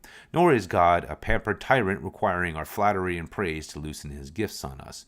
He is sitting in the hearts of all, knowing the motive of each human prayer. No matter if someone blames him all day long, God does not come down from his high state to punish that person. But through the karmic law of cause and effect, whoever holds blasphemous thoughts against God punishes himself by his own evil misunderstandings and is attracted by the commission of similar errors against his fellow beings. True that. And I can tell you right now, if you just sit back and let somebody be their own worst enemy, well, that's what they're going to be. Continuing, in the Bible, the exhortations by Jehovah to, quote, praise the Lord, unquote, are similar in meaning to the stanza of the Gita. God is not moved by praise, which does not gratify him. However, praising God, it creates a positive spiritual vibration, which helps the devotee who sincerely eulogizes him. God, who is love, made us in his image of love. When we cultivate love within ourselves, we remember the erstwhile forgotten divine love in our true self. Quote, absorb thy mind in me, unquote, signifies absorption in the true, quote-unquote, myself in ecstasy. Quote, become my devotee, unquote, signifies the perception and remembrance of the blessed, quote-unquote, myself during that state of human activity in which the devotee's actions are not performed under the influence of the physical ego.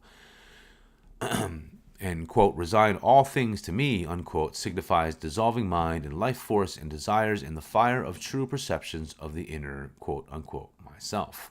This section's subtitled Yogic Understanding of the Meaning of Devotion. And this next section is, quote, bow down to me, unquote, has very deep meaning. The act of bowing consists of placing the hands, palms pressed together over the heart, then touching the fingertips to the forehead to express devotion to a person or to God. Hands symbolize activity. A heart symbolizes love. The head symbolizes wisdom. So a person bowing to man or God symbolizes by this act of obeisance, quote, my activity, my love, and my mind are at your service, unquote. It is in this stanza the Lord asks Arjuna to dissolve his heart's love, his impulse to physical activity, and his discriminating thoughts in the inner, quote-unquote, myself by repeatedly concentrating his attention therein. Even though the mind wants to run away and to be engrossed in physical or emotional activities or on the plane of the senses, the Lord further intimates to Arjuna, quote, "You have endeared yourself to me.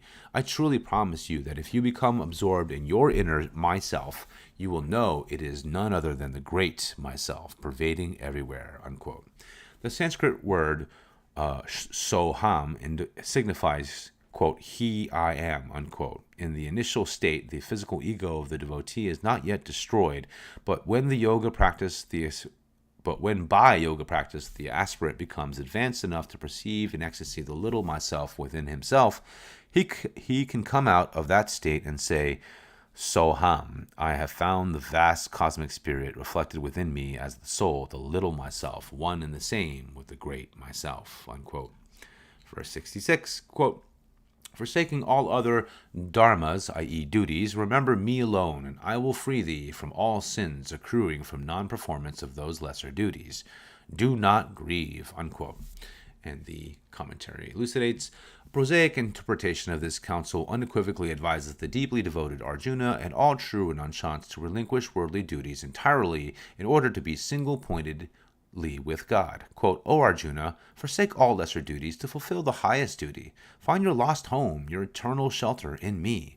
Remember, no duty can be performed by you without powers borrowed from me, for I am the maker and sustainer of your life. More important than your engagement with other duties is your engagement with me, because at any time I can recall you from this earth, canceling all your duties and actions.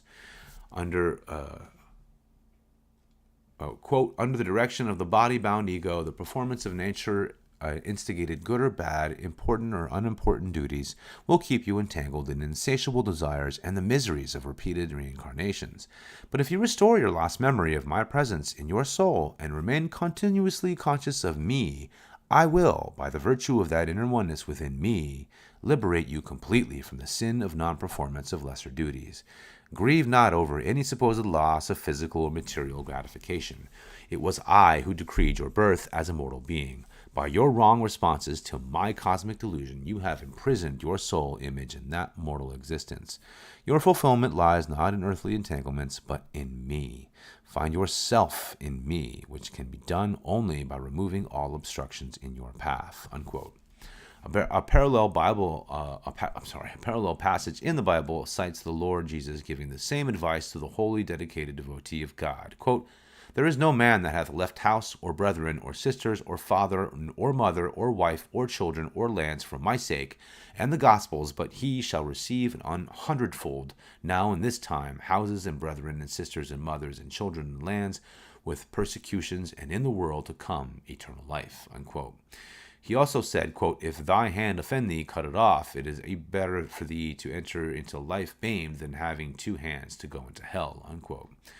Only to those devotees whose sole purpose is to find God did Jesus suggest abandonment of all lesser duties. He did not counsel anyone to shirk work or become charged on the earnings of others.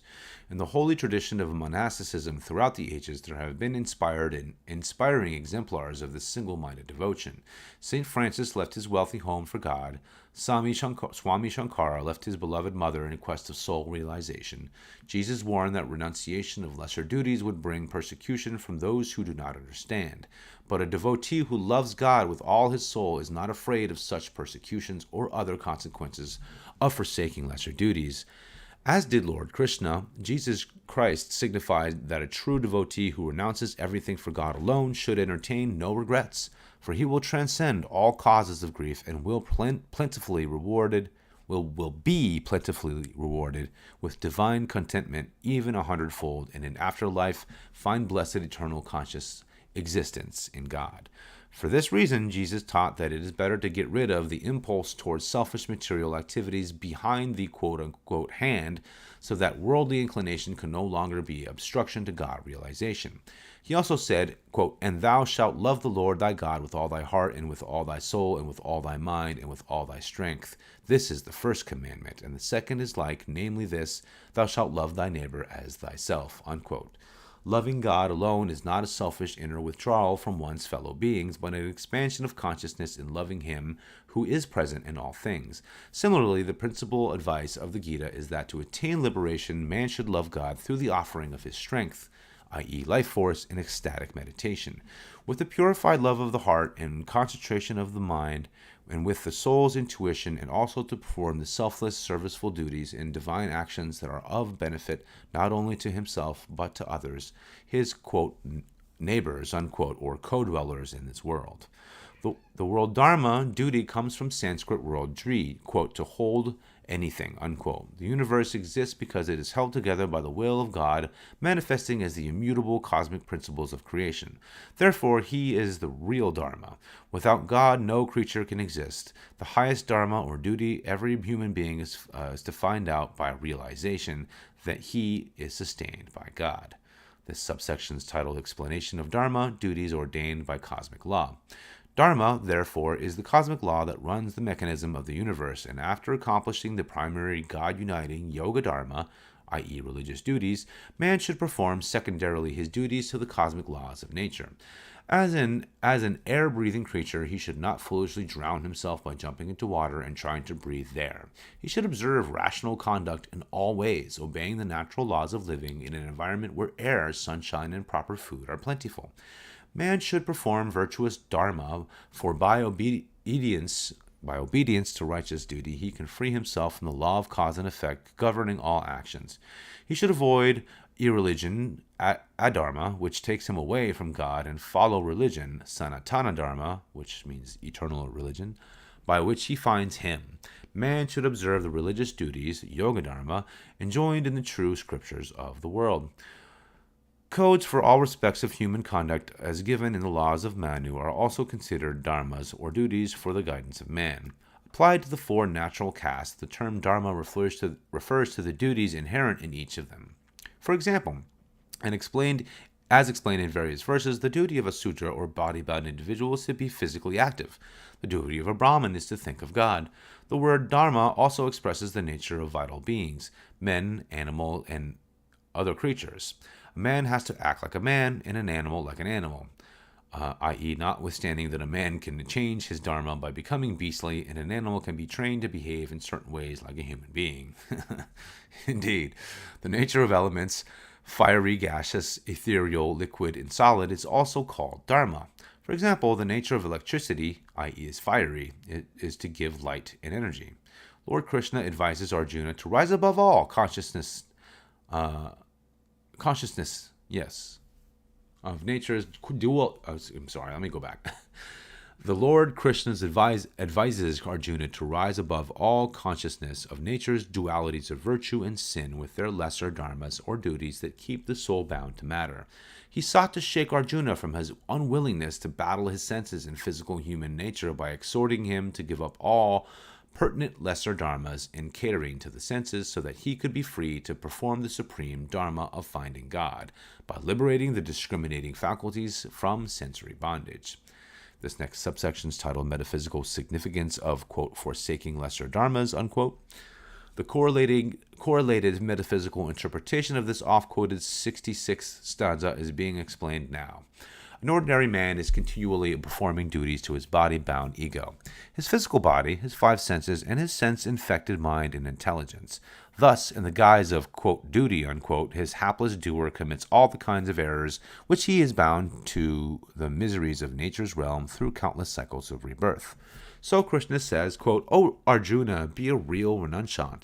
By a practice of yoga meditation, withdraw your mind, intelligence, life force, and heart from the clutches of the ego, from the physical sensations of sight, hearing, smell, taste, and touch, and from the objects of sense pleasures. Forsake all duties toward them. Be a yogi by uniting yourself to my blessed presence in your soul. Then I will save you by non-performance of the lesser duties to the senses under the influences of delusion. You will automatically find yourself free from all sinful troubles. Quote, if you remain in ecstasy with me, fulfilling all divine duties as directed by me, forsaking all ego-instigated duties, you will be liberated, unquote. As discussed in previous contexts, e.g. the commentary on chapter 1, the ordinary man's mind is usually identified with external possessions and sense pleasures connected with the surface of the body. The physical consciousness is sustained by the mind, intelligence, and life force operating through the subtle spinal centers of life and intelligence. Through the lower plexuses, lumbar, sacral, and coccygeal, the searchlights of intelligence, mind, and life energy continually operate externally, feeding the nervous system and revealing and sustaining the sense pleasures and physical consciousness. The yogi reverses the searchlights of intelligence, mind, and life force inwardly through the secret astral passages, the coiled way of the kundalini, in the coccygeal plexus, and upward through the sacral and lumbar and the higher dorsal, cervical, and medullary plexuses, and the spiritual eye at the point between the eyebrows, to reveal finally the soul's presence in the highest center, sahasrara, in the brain. As the material man's mind is constantly busy with the body and the external world, so the yogi's consciousness is principally engaged within. Looking through his spiritual eye, the astral eye of light, he experiences it in the Sahasrara, the ineffable bliss of his soul. Thus did the psalmist sing, quote, "He that dwelleth in the secret place of the Most High shall abide under the shadow of the Almighty," unquote. Wow. 67, quote, Verse 67, quote, "Never voice these truths to one who is without self-control or devotion, nor to one who performs no service or does not care to hear, nor to one who speaks ill of me," unquote. And elucidation, spiritual truths are sacred, not to be offered indiscriminately to gross materialists who abuse or malign their sanctity. Any individual who is extremely identified with the body as the be-all and end-all of existence is a gross materialist. Devoted to sense pleasures and possessions, he has no yearning for soul knowledge. Through lack of any true understanding, materialists denounce God or may otherwise condemn him for all the ills of the world, never recognize it's man's responsibility through misuse of free choice for his own miseries. Jesus similarly admonished that one should not cast pearls before swine. That is, one should not bestow spiritual wealth on the unappreciative. Indeed. Verses 68 and 69. I guess they're just mashing it together. Yep. Quotes, "Whosoever shall impart to my devotees the supreme secret knowledge, with utmost devotion to me, shall without doubt come unto me. Not any among men performs more priceless service to me than he. In all the world there shall be none dearer to me." Unquote. Quote, and then the commentary quotes this in a different type of words. Quote, "The devotee who feels my omnipresent self in the little myself, the soul, and from that spiritual perception, not from theoretical understanding, imparts truth to soul seekers to help liberate them, shall be blessed by additional divine grace. He will easily remain in ecstasy within his soul, feeling there myself as omnipresent spirit." Unquote. And I can tell you that to a large extent, this is very true. Though God transcends all misery and is all blessed, he is conscious of the sufferings of his children, for truly he resides within them and undergoes with them the excruciating tests of delusive existence. Therefore, dearest of all men, to him is the saint who strives to free others from delusion and bring them back to realization of their forgotten inherent divinity. Eternally dear and blessed are those who gladly endure even worldly persecutions for helping others to return to the shelter of God's protection. A yogi who has risen above delusion and attained self-realization and who has, having tasted divine bliss, is eager to share it with true seekers, finding supreme joy in selflessly helping others to liberation.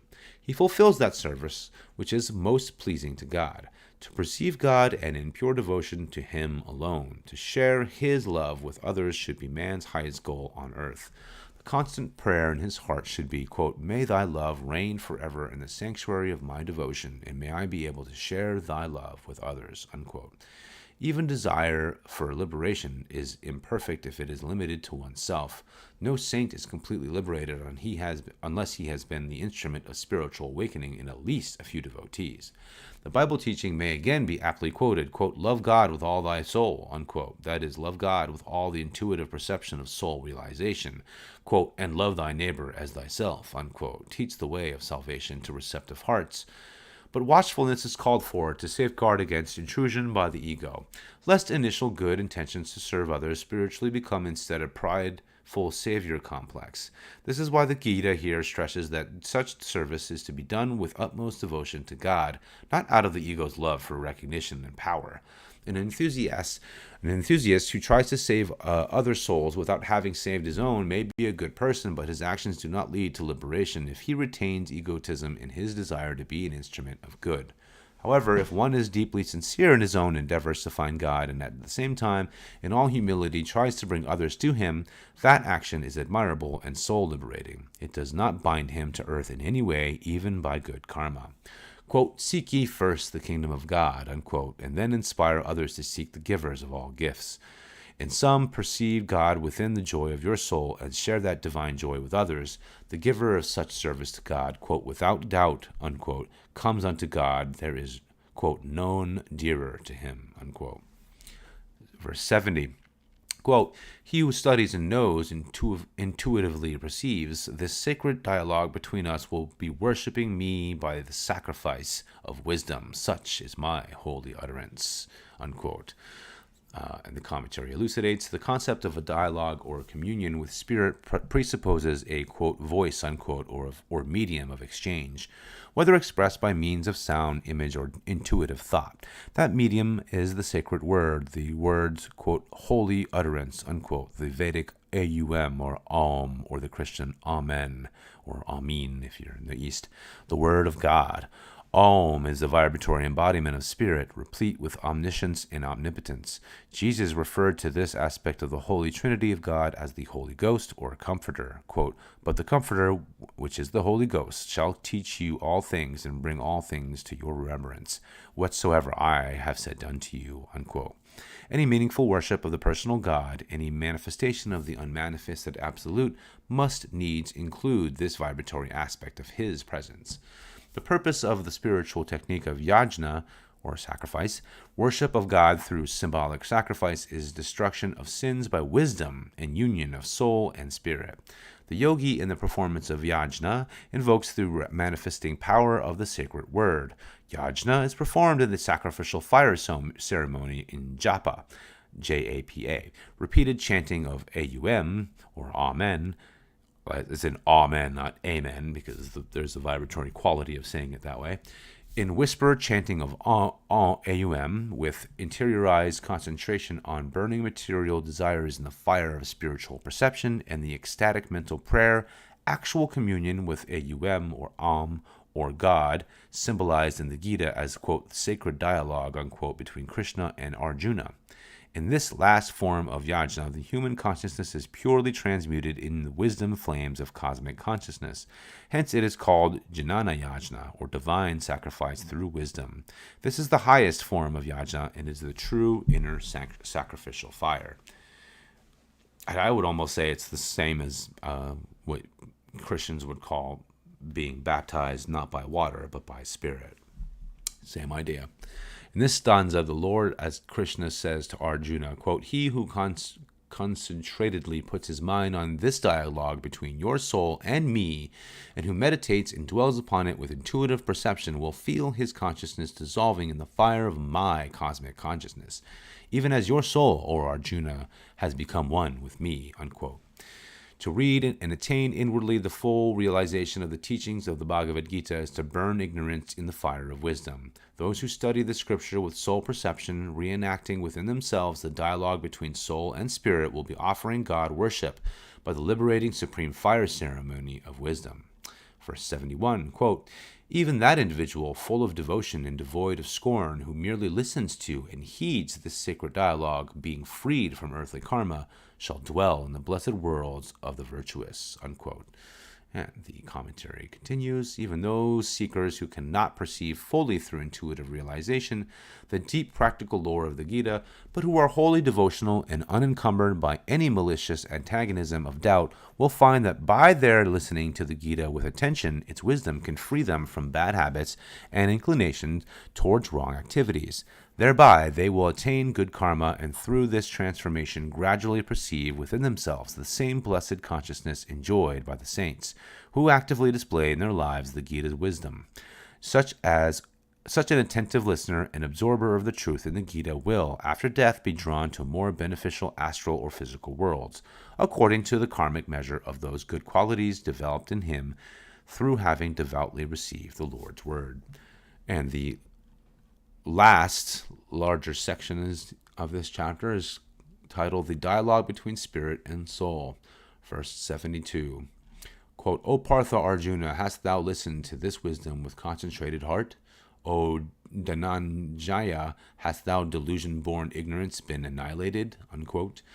And the commentary continues, the Lord now questions Arjuna, quote, have you left your Partha state of mental weakness, having devoutly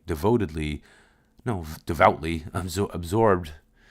Okay, let me go back. Have you left your Partha state of mental weakness, having devoutly absorbed with your soul's intuition the spirit wisdom that has been imparted to you? O mighty conqueror, Dhananjaya, do you feel the body-identified, ego-born delusion of ignorance gone forever within you? When the yogi first perceives himself to be omniscient soul, one with cosmic spirit, in wonder he introspectively asks himself, quote, so long as I have considered myself a human being, am I now really a God-man? Am I at last free from ignorance and its dualities of cold and heat, pain, pleasure, life, and death? Unquote. Verse 73, quote, Arjuna said, my delusion is gone. I have regained memory of my soul. Through thy grace, O Achyuta, which means matchless Krishna, I am firmly established. My dubiousness has vanished. I will act according to thy word. Unquote.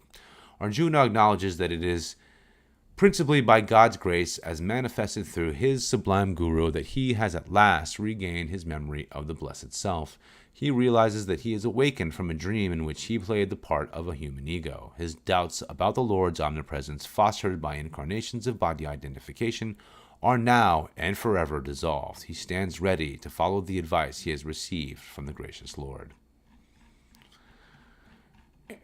Verse 74, quote, Sanjaya said, thus I have listened to this wondrous discourse between Vasudeva Krishna and the high-souled Partha Arjuna, causing the hair on my body to stand on end in a thrill of joy. Unquote. Sanjaya, the intuitive sight of impartial introspection, has been relaying to the king Dhritarashtra, i.e. the father of the 100 sense tendency, the hitherto blind mind, the entire discourse between Krishna, the omnipresent spirit, and Arjuna, the soul. In conclusion, he exclaims, quote, I am thrilled to have been awakened from my stupor of delusion and to have felt all the truth in this sacred dialogue. Unquote. No devotee should be satisfied until he has sufficiently developed his intuition by impartial introspection and deep meditation, as in Kriya Yoga, to experience the communion of soul and spirit. If a devotee meditates intensely for at least short periods every day and has longer periods of 3 or 4 hours of deep meditation once or twice a week, he will find his intuition becoming sufficiently superfine to realize unendingly the dialogue of bliss wisdom exchanged between the soul and God. He will know the interiorized state of communion in which his soul, quote, talks, unquote, to God and receives his responses, not with the utterances of any human language, but through wordless intuitional exchanges. That student of the Gita will be a divinely benefited who is not satisfied with theoretical study, but reenacts within his own being the soul awakening experiences of Arjuna. And let me just say one thing about this before I finish this book. He will know the interiorized state of communion in which his soul, quote-unquote, talks to God and receives his responses, not with utterances of any human language, but through wordless intuitional exchanges. And that comes from all kinds of different things, guys. One of the things I have been teaching a student of mine in my own personal life is that when you talk with God and you need answers, you better keep your eyes and your ears and everything open, because those answers come from the world around you. And sometimes I will be imparting a lesson to somebody, and I will remind them to don't believe me, just keep hold of the lesson, maintain your life, and keep your eyes and ears and everything else peeled for that lesson to be expressed in the actual physical world that you live in, thereby creating your experience and full knowledge of what that lesson actually means. And when that does happen, that's really an incredible thing for most people when they're on this path. It reinforces their, let's say, journey into trying to find that divinity within them. And it is very important, if you are someone who does end up becoming a teacher of others, to make sure that you're not forcing anything on anybody, not telling anybody how to do whatever. You allow them, you help them to connect the dots. If you are a guru to somebody, guru merely means dispeller of darkness. So keep that in mind. But I will tell you that the intuitional exchanges and the intuition that is grown from this kind of spiritual growth is unbelievable. And will make people think that you are psychic and amongst other things, when you know fully that it has nothing to do with it. So anyways, verse 75, quote, "Through the grace of Vyasa, the supreme secret yoga has been bestowed on me, manifested to my consciousness directly by Krishna himself, the Lord of Yoga," unquote. And the commentary elucidates, Sanjaya continues to express wonderment at the revelation that he has received. Quote, "I have perceived through my own intuition the dialogue of blissful wisdom between God and Arjuna's intuitive soul perception," unquote. The devotee whose interiorized introspective divine sight, Sanjaya, receives the blessings of support of a spiritualized state of consciousness manifesting the soul's pure discriminative perception, which is Vyasa, thereby realizes the divine communion of soul and spirit and becomes fully possessed of all wisdom inherent in that blissful union. Verse 76, "O King Dhritarashtra, as I recall the extraordinary and sacred dialogue between Keshava, Krishna, and Arjuna, I am overjoyed again and again," unquote. And the commentary elucidates, the intuition of Sanjaya is overjoyed, remembering again and again the amazing sacred communion it has witnessed between Krishna and Arjuna, i.e. spirit and soul.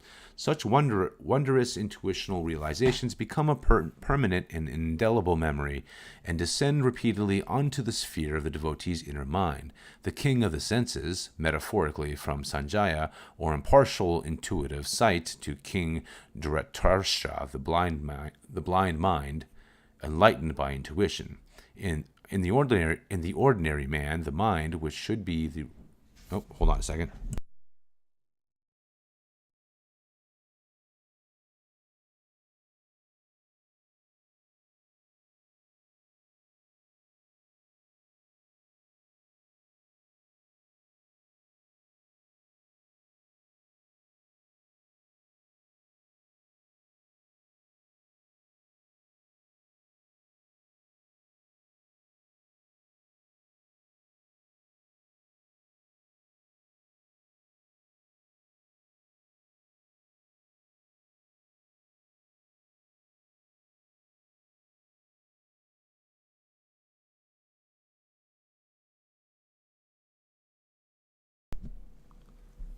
Where was I?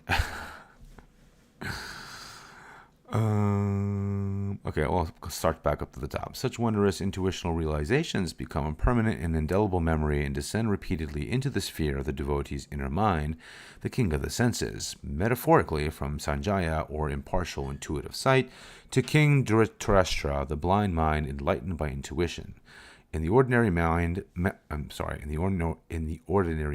the mind, which should be the real ruler of the senses, is instead enslaved by them, and hence is blind, unable to perceive extrasensory soul perceptions.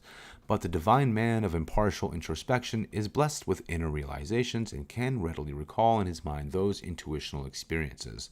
So this stanza describes how the awakened intuition of Sanjaya again and again rejoiced as it relived its divine experience.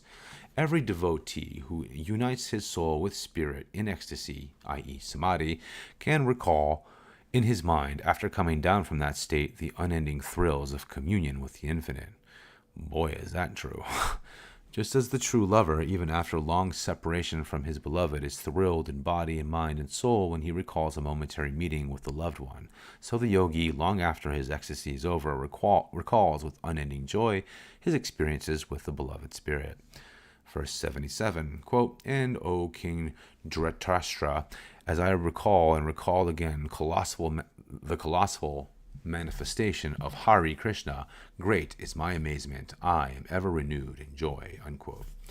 And the commentary elucidates, in the previous stanza, the intuition of Sanjaya perceived the joyous state of Arjuna's soul as it was dissolving in the omnipresent nature of Krishna, the ubiquitous, boundless consciousness of spirit. Sanjaya now tells how his intuition recalls over and over again, each time with wondrous thrill, the indescribable ever-new blessedness of absolute spirit, in which all dualities are completely dissolved.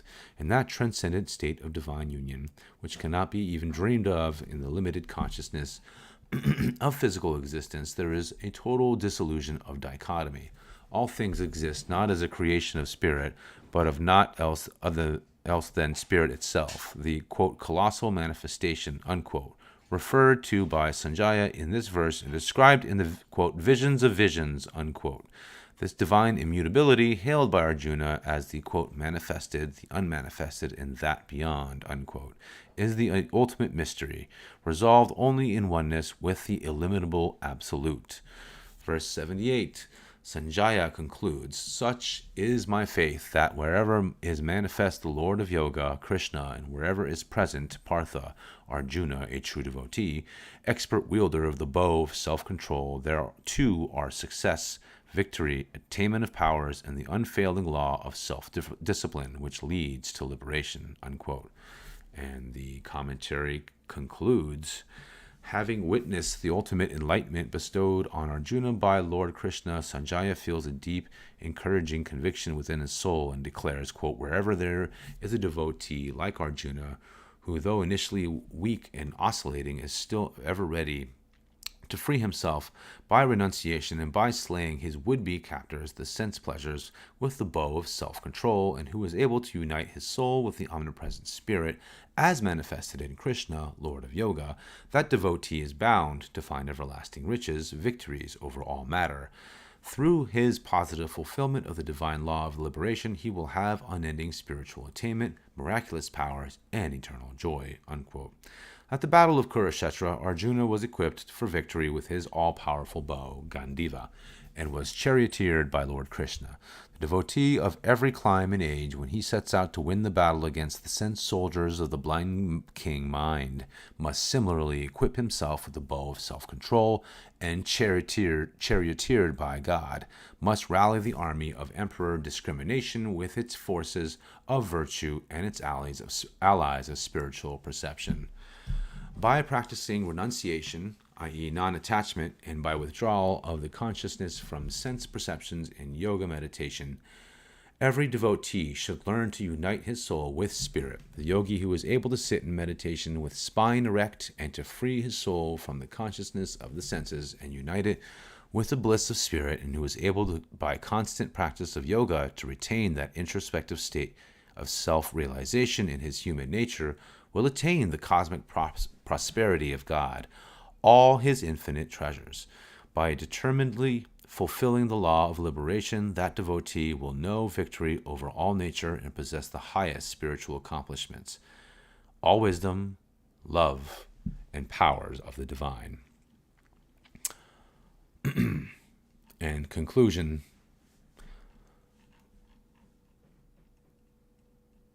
Well, that was the end of the Gita itself. So the conclusion of Yogananda is, the words of Lord Krishna to Arjuna in the Bhagavad Gita are at once a profound scripture on the science of yoga, union with God, and a textbook for everyday living. The student is led step by step with Arjuna from mortal consciousness of spiritual doubt and weak-heartedness to divine attunement and inner resolve. The timeless and universal message of the Gita is all-encompassing in its expression of truth. The Gita teaches man his rightful duty in life and how to discharge it with a dispassion that avoids pain and nurtures wisdom and success. The enigmas of creation are resolved in an understanding of the nature of matter. The mysteries that veil the infinite spirit are sundered one by one to reveal a beloved God whose awesome omnipotence is tempered with a tender love and compassion that readily responds to a sincere call from his devotees. In summation, the sublime essence of the Bhagavad Gita is that right action, non-attachment to the world and to its sense pleasures, and union with God by the highest yoga of pranayama meditation, learned from the enlightened guru, constitute the royal path of God attainment. The Kriya Yoga technique taught by Krishna to Arjuna and referred to in the Gita chapters 4, verse 29, and chapters 5, verses 27 and 28, is the supreme spiritual science of yoga meditation. Secreted during the materialistic ages, this indestructible yoga was revived from modern man by Mahavatar Babaji and taught by the gurus of Self-Realization Fellowship Yogoda Satsanga Society of India. Babaji himself ordained me to spread this holy science of God union through the blessings of Bhagavan Krishna and Mahavatar Babaji, whom I behold in spirit as one, and my guru and Param Guru Swami Shri Akshwar and Lahiri Mayasaya, I offer to the world this interpretation of the Gita as it has been divinely revealed to me. Any devotee who will emulate Arjuna, epitome of the ideal disciple, and perform his rightful duty with non-attachment, and perfect his practice of yoga meditation through techniques such as Kriya Yoga, will similarly draw the blessings and guidance of God and win the victory of self-realization. As God talked with Arjuna, so will he talk with you. As he lifted up the spirit and consciousness of Arjuna, so will he uplift you. As he granted Arjuna supreme spiritual vision, so will he confer enlightenment on you. We have seen in the Bhagavad Gita the story of the soul's journey back to God, a journey each one must take. O divine soul, like Arjuna, quote, forsake this small weak-heartedness of mortal consciousness. Arise, before you is the royal path.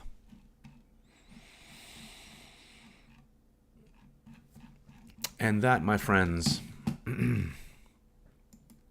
is the main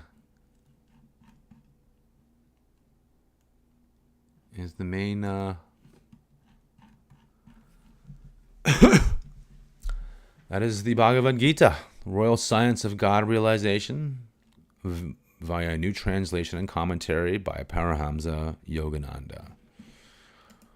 Quite the feat, I say. And what a hell of a book. I mean, there's just so much to say about this, about the content of this book, because it's just so vast. I mean, it took me such a long time to actually read this whole thing out. But I'm glad that I did. And one of the things I'm going to do in the next couple of days here is organize this whole thing into one large playlist. And in each of the videos, I'm going to go in through and just like timestamp all the different parts of this book. So it'll be easier if people want to go in and find a certain spot, because some of these readings I did was like 4.5 hours long. So, that way you guys can navigate this a little bit easier. And sort of, if doing the video works for you guys, I mean, I would certainly suggest taking the, let's see here, I would certainly suggest getting the book yourself. There we go. God Talks with Arjuna. They have a hardcover, which is, I think, $70 or something like that. And of course, there's the yogananda.org, where you can find more resources. There's the man himself about meditation. There's an app. There's all kinds of different stuff. There's the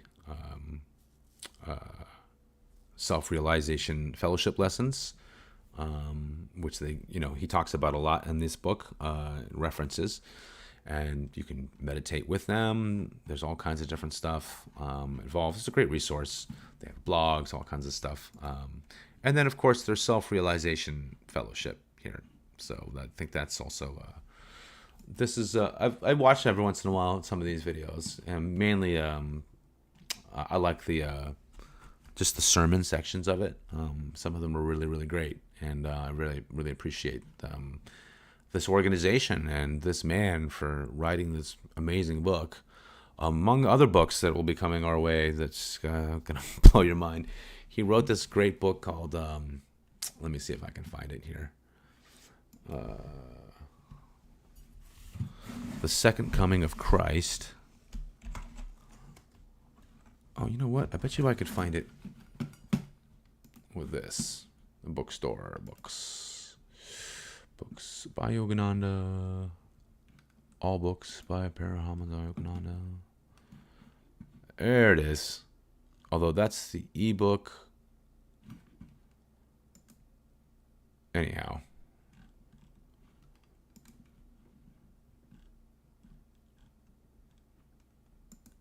A little older Yogananda right there. I'm trying to find it. Ah, there it is. The Second Coming of Christ, the hardback. I mean, this book right here is pretty incredible. I have a volume. I'm all the way through the first volume. I'm about to get going on the second one. It's something like 1,700. It's longer than the Bhagavad Gita that I just read to you guys. But man, is it so good. It's so good. The way that he kind of comes in and expresses his intuitive knowledge just with Christianity in of itself is fascinating. Uh-oh, did I just lose connection? I think I may have. Anyways, it's fascinating stuff. So I'll be bringing that in bit by bit. I'm not going to do a full reading of that book because it's all just separate discourses. So it should be kind of a cool thing to bring in for future stuff. So I appreciate you guys joining me today. And frankly, any of you that stayed along this entire audiobook, I really hope you guys enjoyed something out of this and help to maybe solidify some things in your own mind, or help you sort of see something that you sort of needed to see to push you in a certain direction. I know when I first read this, well, I should say I listened to it on audio, on an audio app on my phone. I just let it read the whole book out. I was blown away. I mean, just the whole symbolism of the entire story of it being these two armies, and you have Arjuna, the king, and you have all these warriors, but every warrior is representing an aspect of humanity, whether it's anger or virtue or, whatever. And each one, the kind of sort of nasty qualities of humanity is on the blind king's army side, and the, more decent side of humanity is on Arjuna's side of the army. And then the, the soul being represented by Arjuna, and the inner divine connection that we have is interpreted as Krishna. And I mean, it goes, the symbolism is just amazing. And so when you can read something like this, which is, bronze, I guess post Bronze Age, supposedly around Bronze Age, who knows? Nobody really knows, but it is old. And you take this kind of intuitional knowledge, and you take this and you take a look at all these other ancient books, mythologies, and all that stuff. You start to see things in these ancient mythologies that you never would have had you not maybe gotten a hand in this book, because you realize that, like, oh, wait a minute, like, yeah, these are about quote unquote gods and all these other things, but this is really what this is about, because you've developed a level of intuition that's really blossomed, and the more you meditate within your own life, it's just going to continue to. So anyways, I'm really happy I was able to bring this book to all of you, and I hope you guys appreciated that. And the next time you will see me, I may come back and do a little bit of the addenda at some point, not at the moment. I'm going to be working on the next edited video, which will be continuing some of the work I've been doing before I started this audio kind of project. The audiobook project here. So I do need to do some more research on that and start putting things together, but I am looking forward to bringing that information, because it really definitely has to do with the stuff we just went through in this book, and we're going to see it. We're going to go through it over and over again, as you will see. And I think this idea that we all have to constantly bicker and fight with each other for what one person says is the truth versus another, we will realize is just one big old waste of time. So with that, thank you so much for joining me. Thank you, Parahamsa Yogananda, for writing this amazing book. And I hope you guys, if you do get the book, I know it's more expensive to get it from them, but if you get it from them, at the very least, you're supporting his organization and the thing that he worked his entire life to create and to spread this knowledge to people. So just keep that in mind, right? The intention of what we do. Is it Tamasic? Is it Rajasic? Or is it Satvic?